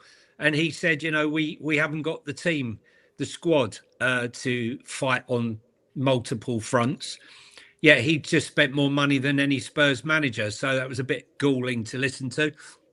He when he did have injuries in defence, which you can't deny that, but when you've got injuries in defence, what does one normally do? Try and adapt and maybe go a little bit deeper, not to continue to play the same tactics and lose game after game after game. He broke just about every record. I know Frank has now got the worst win record of a manager, but Frank's record ain't anything to write home about. Let's be serious here. Yeah, they were both been a disaster, and I hold my hands up, and I have no problem admitting that I thought Thomas Frank was going to be a good manager. And yes, I did watch him at Brentford for 3 years, Stell. right? And I did watch him here in the Premier League. And yes, I did think he would be a better manager. But sometimes managers step up into a job and don't succeed. We saw it with Potter at Brighton to Chelsea. We saw it with Roy Hodgson. Amorim at Man United. There's fucking Yeah, millions. we see Roy Hodgson stepping up at Liverpool and not being successful. It does happen. And it certainly did happen for him. But no, I'm not listening to Ange Postecoglou. It's a great interview to basically sell himself for his next club. It was nothing to do with me. Basically, Forest was nothing to do with me. Spurs was nothing to do with me. I was dealt a bad hand, and I'm still a genius. Fair enough. Stell, listen, I'm going to come to you now. We have got some super chats we haven't done. Do you mind, Stell, if I just do the super chats quickly? Just to is that okay? And then I'll come to you. Yeah, I'll do the super chats quickly. Big up to you all, guys. There's 1,200 people here. A spicy show. Thought it would be. Didn't think I'd be on the receiving end of it, but I'm supposed to be the host with the most. But today I got the host with the most fucking anger thrown at him. But it is what it is. It is what it is. Abby Duna, big up to you, my man. Thank you very much for the £5 super chat. Don't know what you said, but big up to you, buddy. Choo to you. Very cool of you, my man. Curly Norman says, but Frank checked all 20 boxes. Enoch out. Yeah, love to know what those boxes were. No defense of that here. Massive problems for me. Oh, Brentford, I just thought we were going to score again. Big up to Curly Norman. Spurs Syndrome says, what confuses me is that Lang and Vinay didn't want him gone, but didn't back him in January when we've got 13 senior players injured. Baffling. It is baffling. It is baffling. The whole thing doesn't make any sense to me, mate. Very cool of you. We are Tottenham. We are Spurs TV. Sorry, says, bring up my comment I made under your last post. Bro, don't know what that means. I'm not going searching for your comments, my man, but big up to you. Thank you very much indeed for your super chat. This club says Spurs OC. Big up to you, Mr. Orange County. I hope you're okay, mate. Thank you very much indeed. The first super chat of the night has come in. And of course, with that, we have to give the choo-choo to you, to Dino. Big up to you, Chudini. Appreciate you, my man. Thank you very much indeed. Tony Rodriguez, member for 11 months, says, big up panel and chat. Big up to you, Tony. Appreciate you, my man. Hope you're okay, buddy. Appreciate your support. Have we been going 11 months, or are you a legacy Henry Wright guy? I think you might be legacy. Big up to Spurs OC. You come back in with another one saying, this feels like the worst Jeopardy I can remember. Yeah. It's the biggest decision that Tottenham have ever made has to be made this weekend around who do you employ. And as it stands, I think the people that are making the decision are people that aren't football people. And that's terrifying. It really is. Big up to you, Spurs OC. Thank you very much. Whole Spurs, big up to you. Says, question because I'm baffled. Can you guys tell me your thoughts? Why will Enoch not sell the club? I think we had this before, mate. I think until they get sick and tired of it, it's just money, man. They just want to maximise their money. Whole Spurs. That's it at the end of the day. Yeah. Sorry, Johnny, I put you on mute, mate. Your mute. Your earphone things. Obviously, you've taken them out. Yeah, no, it basically. I mean, look, it's a cash cow right now. But the issue is definitely going to be the situation now is because they're going steadily downwards and you're trying to sell shirt sponsorship and stadium stand sponsorship, the value is going down along with the income right now. So, for me, I don't understand why they don't sell up, but you'll have to ask them. But right now, they're still making money. Big money. With this selling up, don't they have to wait till March for the guys to rebid again? Is it March? Yeah, those guys, March 6th is like the first time they can come back in. 6th of March, yeah. So potentially that if they kind of get an interview on March the 7th with I get it. But so really, we could be if they're serious, they may be kind of plotting and getting bits together to say, right, he's out of the picture, or what they may have done is agreed. Right, Daniel wants $1 billion. We've put that to one side to get his bit. And then on the 6th, they're going to focus on the Enoch and stuff. So hopefully, as long as you don't get relegated, otherwise the price goes out the window, doesn't it? Let's be honest. I think they'll sell. I genuinely think, if not this year, next year, I think within 12, 18 months, I think they'll decide. At the moment, it's the kid's shiny toy. It's a new shiny toy. Well, they're not playing very well, are they? Let's be honest. And I think they probably realise now the jeopardy the club are in and how much it's going to cost to put right. And are they going to look at that and think, do we need to spend the best part of £1 billion to make this club competitive and everything that goes with it. Don't see it myself. Can I just say, can I just say, right? Gabriel has just kicked a Brentford player. Terrible. It's a blatant fucking yellow card. That would mean he's on a red. If that was Romero or Bissouma, we're down to 10 men. How on earth is that not a red card?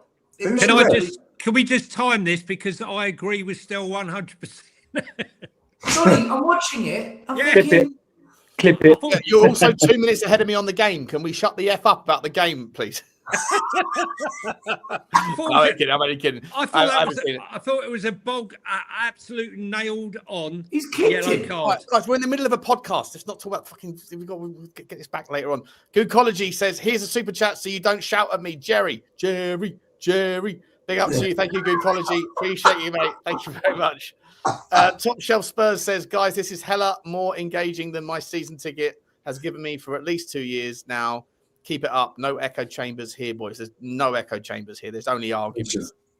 Twice a week. I argue with Bugsy twice a day, and I argue with Stell and Johnny and Sava and Lubo and James or whoever the other guest is at least twice a week. It's what we do here. Big up to you, Top Shelf Spurs. Thank you, mate. Appreciate the super chat. Some of you guys love the banter. Some of you don't, but that's what we do. Andrew Bennett says, Ange is the king of revisionism. I haven't yet come to Stell's point, Stell's take on the Ange thing. I'm going to do that in just a second. Big up to you, Andrew. I did see, however, Stell put in a comment. He put his own comment in, then pulled his own comment up saying Ange is a yes man, which is interesting because he's always said he doesn't want yes men at the football club, yet he spent the entire year saying we shouldn't have sacked Ange. So we're going to find out what that means in about 5 minutes when I start to diagnose what that and Stell's making notes. Stell's making... I've got to remember what to respond to, otherwise I forget. We're going to chew through that in a second. The flip, flop.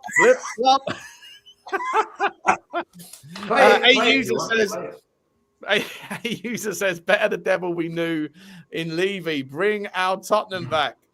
Yeah. Oh, you know how I feel about it. Big up to you, A user. Thank you very much. Ant London says, I may walk away from the club if he didn't make the next permanent managerial appointment.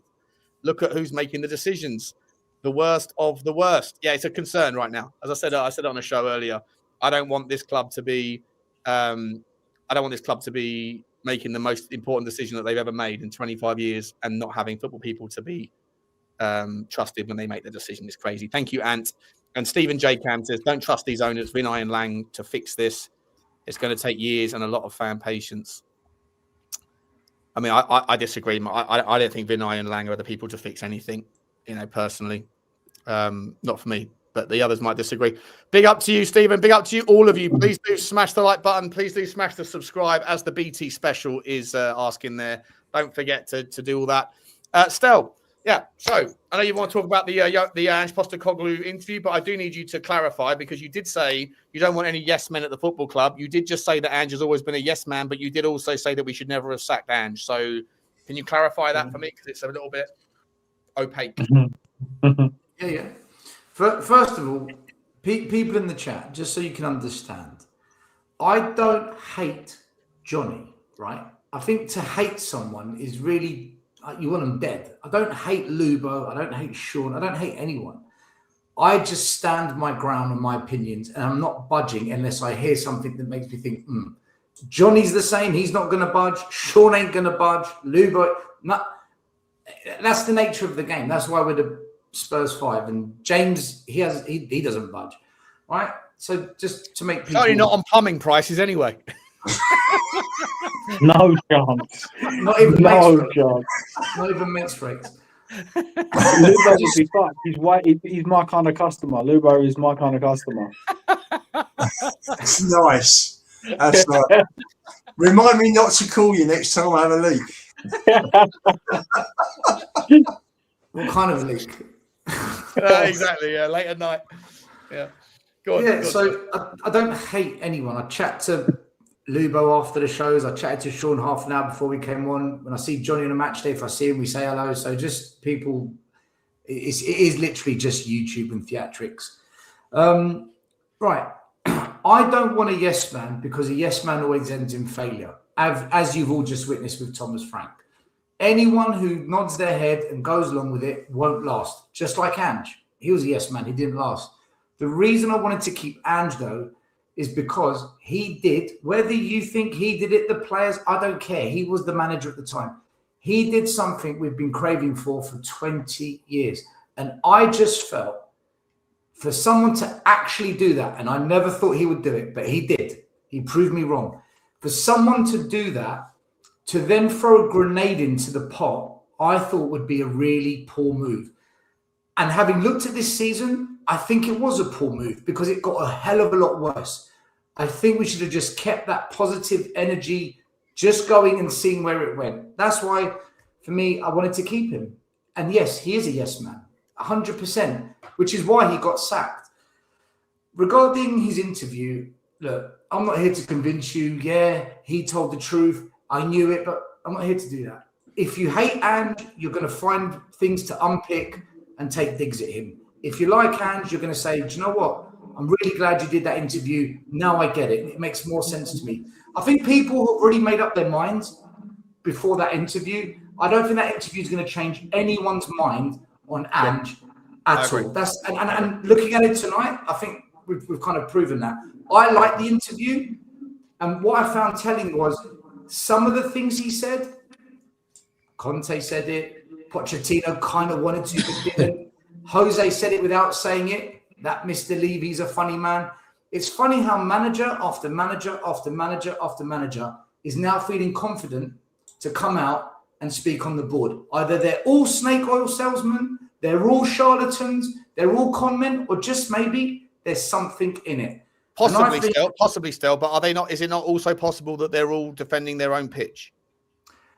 Yes, and they have to because they want a job after Tottenham. And you know what? In some ways, I'm glad Ange didn't speak up in the moment because he would have been fired and maybe we wouldn't have won that trophy. Maybe we still would have. I don't know. But we did. So I've seen this kind of conversation before. That what you saw with Ange in that interview was a calmer, more controlled version of Conte's rant. That's what I saw. It was Conte, but calmer. And a group of people in the room that actually liked him. So he was at ease and a bit more comfortable. The last thing I'll say is I don't think Ange was a failure. I don't. I think he finished 5th in his first season. 1 game a week, 10 games a week, I don't care. If you finish in Europe as a manager, you've done well at this club because that's the best we can get, finishing in Europe under this ownership. And to win a trophy on top, I think it's fantastic because Poch could have won a trophy. I think Conte could have won the Conference League if he took it more seriously, but they didn't. So he actually did it. I'm not here to change your minds. If you want to hate him, do it. But for me, I liked him for winning that trophy. And for me, I think he deserved another chance. But the interview, make up your own minds, guys. I think everyone already did before it. Yeah, I think you're right on that. I think no one learned anything new. He said the things that people that wanted to defend him were going to say. I can't believe this game. I've never seen an Arsenal team be decimated and ripped apart like they have. Arsenal have been, Brentford have been phenomenal. Anyway, sorry, I shouldn't be talking about that because I asked you guys. Can I ask you one quick question about this, guys? Because obviously Brentford is, look, Thomas is gone, right? We've had the chat. Do you think that Keith Andrews is actually a fucking good manager? Or do you think Brentford are just a fantastically well-run club? And what we did was we hired Frank, who actually was an average manager, but made to look a lot better because he was at a better-run club. Yep. And we also hired 8 of his mates. Yeah. And we took it. We thought that the process was people-driven. It's not. It's tech-driven. Please don't do it. No! What save? Sorry. See, I don't agree with that. Oh, go on, I just wanted to say that big up to my son, who right from the off said to me on the day he was appointed, he said to me, Dad, every single manager that's left Brentford has gone on to flop. Every single one of them. What makes you think Frank is going to be any different? And I said, yeah, but Frank, he said, no. And I got to be honest with you, he was absolutely bang on the money. and I was bang wrong. It's as simple as that. Johnny, I think there was a lot of people were taking the stance of look what he's done. I think it was always, I said this at the start, I think it's reasonable to question whether or not the recipe of why teams like that and Brighton were successful. You wouldn't have known looking at Brentford because Thomas Frank was there for so long. But at Brighton, it's the same model, it's the same idea, it's the same concept. And you look at people like Graham Potter, and people go, well, if you were just judging Brentford and Frank on the same thing, was Potter responsible for developing Caicedo and McAllister and Cucurella and all these guys? Or was it just that their model, their ecosystem is so perfect that the people that they put by, not just the players, but the staff, everything, that's all part of their model. And I think that Tottenham and Vinay, this is where I'll agree with Stell 100%. I've got no love for Vinay at all, by the way, so there's no disagreement on it at all. But Vinay, I believe, has looked at the Brentford model this year and gone, that's what we need to imitate. Off the field, Tottenham innovate. Tottenham create a stadium that generates revenues that no one else can do. Right? We break ground on how to generate revenue from the stadium. On the field, we imitate.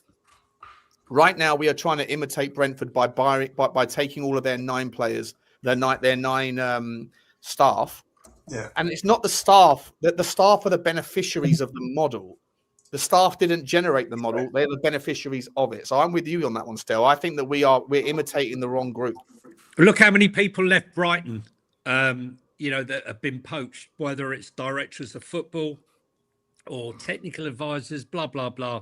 They've all more or less failed. I would say. Yeah, no, Stell, I think you jumped off for a second before, but I did say that I thought Frank had more impact than he actually has at Brentford's, and it was the collective rather than him. You look at managers. You look at managers. A lot of managers, and when they leave, clubs suffer because the manager he's the top man. He's the guy that drives everything. But within reason, right? Because Frank was known for set pieces, being well organised, quite solid. This Brentford are not that. No, so I think so. It has to be a bit of both, right? Because this was the only guy that didn't leave. It was their attacking coach, and from what I haven't seen loads of Brentford this season. I've seen sort of 3 or 4 games, and they look like they're an attacking team. They no longer look like they're defensive or set piece reliant. That they look like a proper football team now. That has to be given some credit. They've got one of the greatest. Michael Coyote is going to go somewhere fantastic this summer. That kid is unbelievable as a fullback, and he's got that long throw. They are definitely still set piece dependent, 100%. Not as much though. Would you say then for Spurs to improve, other than Enoch pissing off, do you think what needs to happen then is before they even think about a manager, before they even bring in the next guy, they need to put in the system, the structure behind the scenes that they're going to stick to, and then the manager's the final piece. He then is the last piece of the jigsaw. How do you want the academy to facilitate supporting the first team? What's going to be are we going to have a rule of 2 academy kids have got to be in the squad every season, for example? How are we going to go about the scouting? Who's going to be heading the scouting? What kind of scouting are we going to do? All these things. Yeah. Are we going to? Did you not think then we need to have not the Brighton model or a Brentford or a Brighton model, but a Spurs model? We put that in place first, then the manager, because it always feels like we're trying to do both at the same time, and it never clicks. And then we sack the manager, then the model's broken because then we want to change it again. And do you think? Would you agree, Stell? Would you agree? Would you agree? I mean, at the moment, the most important thing we've got to do is steady the ship and get, for me, 12 points from 12 games, which I think should. Yeah, we've got to avoid relegation. Yeah, we've got to avoid relegation. If from what we're hearing, the Lewises want Poch comes back in the summer. I thought he put together a very good system at Spurs throughout the club. Had everybody playing in exactly the same way. He needs a director of football with him, though, Lubo. Yes, he does. And by the way, Johnny and I have heard tonight that there's mixed messages on the board. Correct. Some of the board are behind Pochettino, but others are not. What's new? that others are looking at. Others are looking at De Zerbi. I mean, that would be I a don't know. disaster. That De Zerbi would be a disaster. And if you want to use the thing, what's Frank won? What's De Zerbi won? All De Zerbi's done is gone into clubs and ended up falling out with the bosses. So for me, that's if you're looking to build something substantial and sustainable, De Zerbi is not your manager to bring in. The only thing I would say I rate De Zerbi's football. Sorry, James, quickly. I rate De Zerbi's football, but Johnny in Mike's scan. I rate De Zerbi's football, but I completely agree that he will be chaos. It won't work. I also don't think it necessarily work with Pochettino. I'm with Stell in as much as like unless you bring in a director of football that's on the same page, like they're all co-symbiotic with regards like outcomes and KPIs. So you need to bring in someone that can work with Pochettino, that Pochettino knows, that they trust, that they get on with, whoever that is, right? Let him have his Jesus Perez. Let him bring his guys back if that's the direction we're going to go in. But there needs to be a director of football that it cannot be Johan Lang, James Flower, Paul Mitchell. So for me, I think the first thing from what I heard quite a lot through the season was discipline. I think the first thing that needs to come in is somebody that can hold their own. And I think that is where I would like to see De Zerbi, because I think he would come in and what was it? They said the no dickhead policy. Well, Frank let everyone do what they wanted. There's now rules. Romero turned up late. Basuma did what he did and then got pulled back into the squad. So for me, I think the first thing that needs to come in is you're playing for Tottenham Hotspur. You ain't the Tottenham Hotspur. I think the second thing is they need to get a feel-good vibe. I know that's such a cheesy thing to say and it gets you nowhere, but they need to get the fans and the manager back onto one with the squad that they've got. And I do feel like the only way that ever happens is Pochettino, because in 6 months' time, if De Zerbi's got us 10th, there's always going to be that what if. But what if? And it will never, ever work. So for me personally, you just have to go get Poch now. I would hire him now, let him come in and do a few months before he's got to leave for the World Cup, and let him leave. If he brings in, I don't know, Ryan Mason as his interim head coach, he could work right when he goes. Ryan Mason could take the last 5-6 games of the season, and then that'll be the end. There has to be something. I don't agree with the whole interim manager, because I feel like what you're doing is you're just putting everything on pause and hoping for the best. And that for me is, well, hoping for the best is relegation or staying up, right? So that's a big bloody gamble. And Gus Hiddink did it for Chelsea when he was Russian manager, wasn't he, before the World Cup? So there. I mean, Alex Ferguson, I think, did it for Scotland with Aberdeen many years ago as well. So this wouldn't be an innovative thing. It has been done. Hiddink did it very successfully as well. So for me, that would be the perfect scenario, and we'd have a head start in terms of the transfer window for the summer. Can I just update you, Johnny? I think this will be okay to share without giving anything away. Apparently, we're hearing from people that have been in meetings tonight. Poch is asking about a dual role or early termination with the USA Federation. 100% confirmed, and the answer will dictate Spurs' next move. This is what I said. This is what, in fairness, this is what I said to Lubo. I laughed at someone earlier. Was it Lubo? No, who was it I laughed at? Oh, I laughed at Gary. It was Gary that I laughed at when I said that's ridiculous. Echoing quite bad, yeah. Sorry. But I said to Lubo a month ago, if Pochettino wants Tottenham should go to Pochettino and say, here's your contract, you take it now or you never get the chance again. That's what if you're a big club, you don't go, oh yeah, I'll put my whole chance of staying in the Premier League on hold for you to do your international thing. No, not an option. For me, you go there and say, well, what did you want? That's how much you want. There's the contract. It starts tomorrow. Make your pick. Don't pick a country before you pick us. If you love this club as much as you do, here's your contract. You can have a 5-year, 6-year.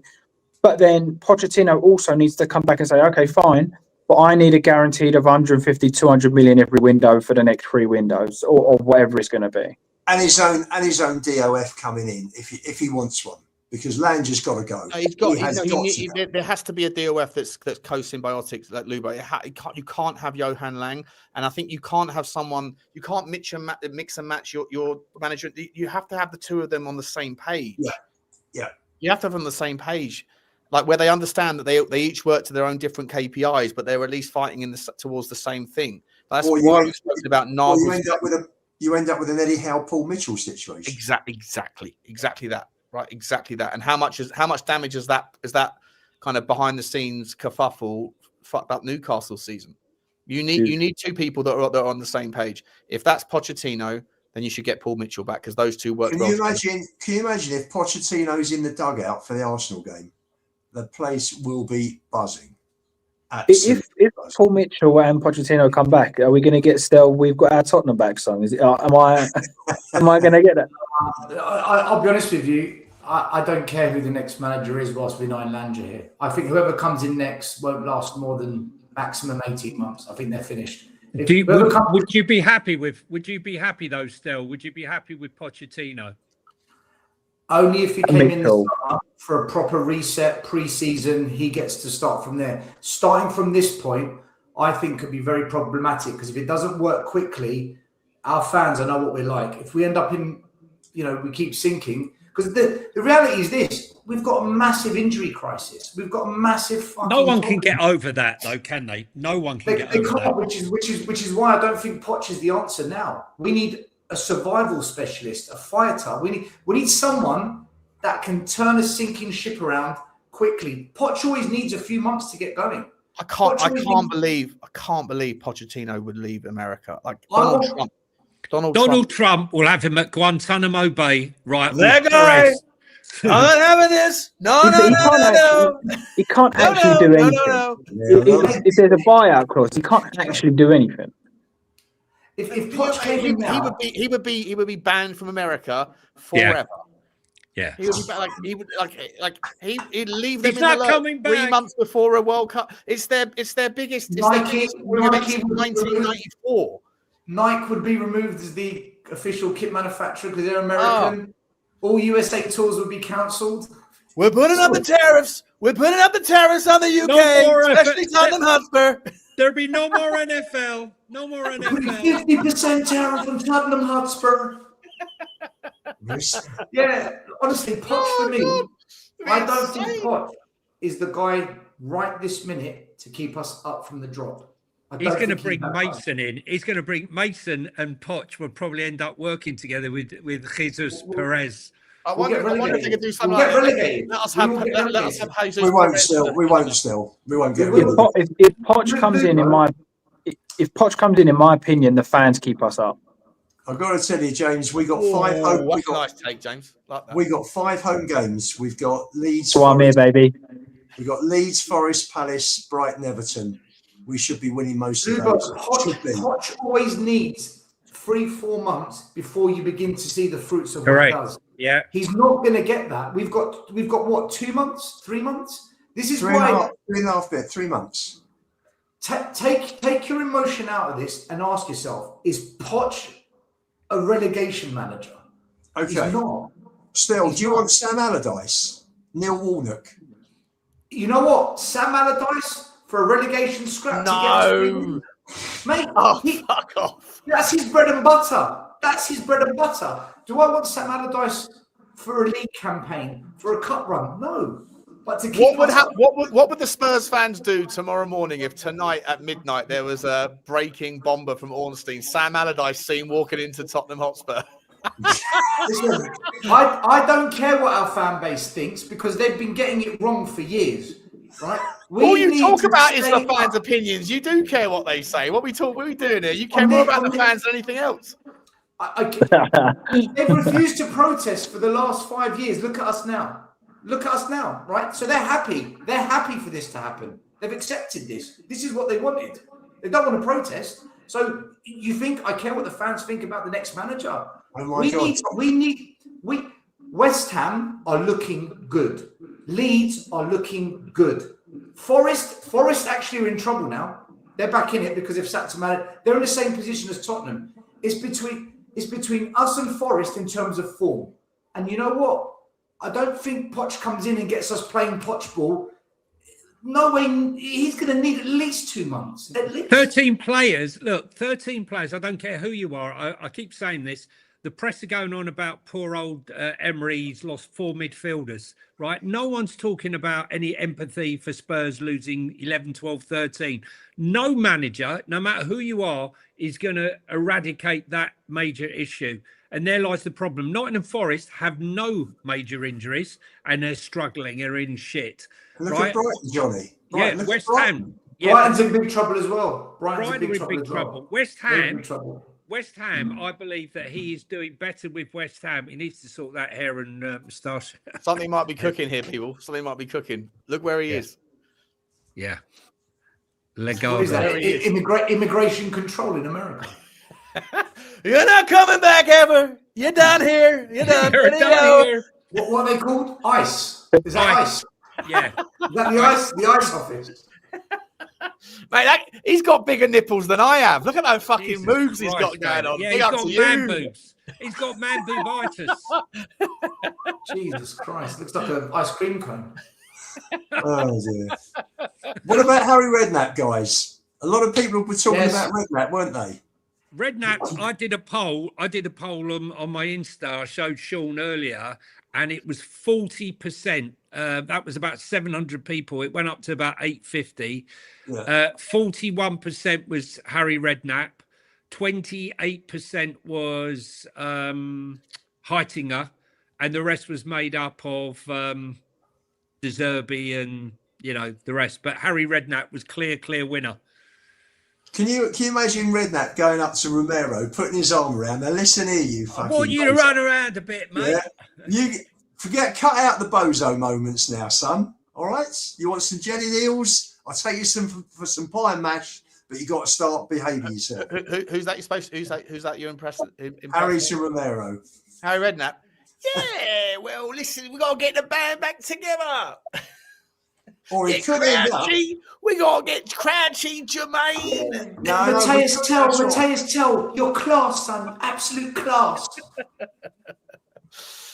Listen, guys, you're going to be a superstar one day. I'm telling you, I can see it. Have you seen that? It's just popped up on Sky Sports that Tottenham have agreed Tyson Fury to have his fight at the Spurs Stadium. Oh, fantastic! That is what we're working on. That's what we want to see. That's what they've been working on. That's what they've been working on. Right? Forget the new manager. We got Tyson Fury. Fucking hell. Guys, listen. Last quick question for everyone before we round off. Then, who is the next iteration? I thought you were going to say who's the next president of United. Who's the next iteration of management at Tottenham? When's the decision going to be made, and who's going to be making it? Is it going to be Thomas Frank? Sorry, is it going to be Vinay and Johan Lang that have their dial on this one? Is this one going to be made? Listen, after undermining them on the sacking of Thomas Frank, if you don't trust them on whether to keep Thomas Frank, I don't know whether or not the same people can trust them on their opinion on who to bring in, which is terrifying. Sean, the Lewises want Poch. The report is that Poch may well be coming. Yeah, there's your answer. Nobody's talking. Vinay and Lang. Vinay, I was told, wanted a permanent manager now and wanted De Zerbi. So if Vinay wants De Zerbi and the Lewises want Poch and Poch will be coming. Vinay didn't want De Zerbi. Paratici wanted De Zerbi a year ago. Okay. Vinay said no. That was a year ago, but I've been told that that Vinay wanted De Zerbi and as a permanent manager. So let's see. All I can tell you is Sean and I, the person who's mentioned it to Sean and I, couldn't be any closer placed to some of the stuff that's going on. And I he's been right about the majority of things. So I'll tend to err on his side that whilst you might be making an effort to sign the person that you want, there are a lot of things at play. There are lots of powers that be. The truth is, who's going to win the battle? The people that are the football people, or the people on the board? Who is going to listen to who? Have you employed Vinay and Lang to listen to them, or just to carry out your orders? If so, there's no point having them there. If you don't respect them and their football acumen, then you need to get rid of them and bring someone in you do trust. Well, Johnny, based on their record so far, Vinay and Lang, they're not doing very well, are they? Well, they're not. They're not. Therefore, they shouldn't be there, should they? Let's be honest. Absolutely. Fully agree. They shouldn't be there. But listen. I don't think they will be next season. The only one that gets the season tickets sold. Now, don't forget, Boucher will be looking at the numbers. There's only one ticket in town which gets the numbers up for next season. One and one only. And that's Pochettino. That's it. There is no one else. There is no one else. Can I ask a question then? Are you excited for him to come back? Because obviously I know you're saying about selling the season tickets. Me personally, if we have a pre-season and everything's Pochettino comes in now, and I will be excited and looking forward to next season. Would you guys be excited and looking forward to next season? I will do. And listen, there's no guarantee for success, James, but it's, as Sean and I always say, it's an itch you've got to scratch. This has got to be put to bed, right? One thing or the other, I've got a beautiful house, but my furniture is old and needs replacing. They never replaced it. Okay, he's had that excuse. He's took us to places we hadn't been ever. Champions League finals, semi-finals. Yeah, we got to a lot of these places. We never won anything, right? So let's see, because I would rather be in a final and semi-final challenging and not winning, although I want to win, than where we are now, because this is just misery. I feel like I've suffered 3 years, bar 2 nights, the night in Bodo, right, and the night in Bilbao. Those are the best 2 nights I've had in the last 3 years, and that includes beating Man City and beating Man United. That's my opinion. Those are the best 2 nights of football I've probably had in the last 4 years. What's Pochettino going to do at Spurs though if we've still got this recruitment process policy, this way we operate? You look at January. You look at January. That January window was the end of Frank. That was the moment that they signed him off. Yeah. Who's to say it's going to be different under Poch and they're going to actually? It's not going to be any different. Even if we can't bring in the Savinos, the Semenyos, which we can't, who's to say we're going to go and find these talented players like the Van der Vens, those kind of players? For me, guys, honestly, the way I feel right now is if Vinay and Lange are still running the ship, I don't care who comes in because it's going to crash and burn. They have to go. The Lewises, if they're not going to sell the club, they've got to get rid of Vinay and Lange. If they're prepared to undermine them and tell them how to do their job, that means they don't value them in their position. That means they don't value appointing them. So they might as well remove them and do it right. Because it's going to, if Poch hits a turbulent period, what's going to happen? The Lewises are going to say, no, get rid of him. When Vinay's saying, no, keep him. What's going to happen the next time? They have to go. Vinay and Lange must be sacked. It's pointless. It is, certainly is. They'll go. I don't see how they stay, to be honest. They backed Frank, and we're 16th in the table. And Nick Butcher's, the Lewises have had to bring Vivian's son-in-law in to basically sort it out and steady the ship, because they were seeing their assets, the value of their asset dropping massively. So, if you've got Vinay and Lang, they're to blame. They're the guys, in the hot seats. They haven't done their jobs. That's my opinion, anyway. Can I ask one other thing as well? Lange in that propaganda video that he put out after the transfer window. He said we're going big in the summer, and that we've got our plans and we've drawn up our blueprint of players we want to go after. Has that now been scrapped because Frank's out, or was that blueprint not for Frank? What's that? Or was he just lying in the video? I think it wasn't for Frank, purely because we all know we needed attackers and we get Conor Gallagher. Conor Gallagher was Pochettino's captain. It just too much makes sense. For me, the Brazilian left back, I've only seen like half hour or so of him actually playing, and he looks like not a Danny Rose, but a winger, a fullback that wants to go forward. Yeah, and that is one of the things that Pochettino again likes. He'll have Porro one side. Yeah, he'll have Porro one side and he'll have him the other, Conor Gallagher inside. It almost looks I think the sort of players that we've got from obviously managers that I know suits Pochettino better than majority of the ones we've been linked with. Yeah. All right, guys. We've been going for 2 hours and 10 minutes. Let's do a couple of final super chats. A user says, why the love for Mason? He nearly sank West Bromwich Albion, please. I don't know who gave him any love. I don't want him anywhere near the club. That story's toast for me. I think you're talking about Perry Mason, maybe. Was he? Or Fortnum and Mason. Lang, Vinay, Dumb and Dumber, plus this Nick Belcher, Nepo, CUNT. Nepotism. Yeah, CUNT literally dragging this club into the championship, desperate, hearing it's Marco Rose.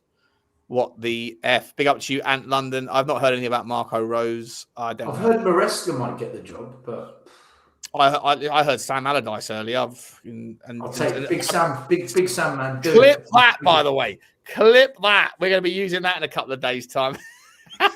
Mate, shit, how's your way to those 9 points of glory? Big up to you, Ant London. And Aris, big up to you. He says, I like saying us Greek fans, let's get Otto back. So Otto Rahagel won Greece the Euros in 2004. He's actually a top manager. He's the only one that beat Arsene Wenger in France when they went up against each other. It's not. He's too old though. That was like 20 years ago. He's too old. Okay. Good manager. Big up to you. Massive thank you to everyone. Flower, big up to you, my man. Listen, we don't want to keep you up too late. You've got old grannies to rip off in the morning, so let you get off to bed, mate. Back to the U-bend. Back to the U-bend. Love you, James. Thanks very much for coming on. Before we go, Brenford were unbelievable tonight, but VAR and refereeing is an absolute joke. When you see it later, how Gabriel got away with that second challenge. They haven't shown it once. They haven't shown it once on the stream that I'm looking at. They're looking at all the highlights. They haven't shown that particular thing once. Yeah, have a look. Keep looking. Well, hopefully they'll show it again. Big up to everyone. Massive thank you to all the super chats. Everyone that's hit the subscribe button, we appreciate you. Please carry on subscribing. Big up to Flower. Big up to Lubo. Big up to Stell. Big up to Johnny. And anyone got anything they need to promote for tomorrow? Anything to plug? Any last final thoughts or final words? No. Thomas Frank is apparently going to be the new Palace manager. No. Sean, you got to start learning Argentinian accents, mate. I'm on it, mate. Don't worry about that. Don't worry about that, mate. I've already downloaded something called Deep Live Cam, which is like some AI thing where you can just upload a photo and it just maps to your face. So I'm going to be able to pivot from, not really working hard. I'm not really interested in like the Tottenham job like Steven Gerrard. I'm doing that one. Then I'm going to pivot into, we working hard. I've got a whole repertoire coming. Don't worry about that. Profiles and he's got all Danny K, man. He's going to go all Danny K. All I know is that Tottenham YouTube's going to be a fun place to be for the next few months. That's for sure. Yeah, let's bring me De Zerbi. This club. 2 months I have been here. This club is crazy. All right, guys, we're going to go. Appreciate everyone. Love you all. See you next time. And as always, come on, you Spurs. Bye. Bye. Bye, Jeff.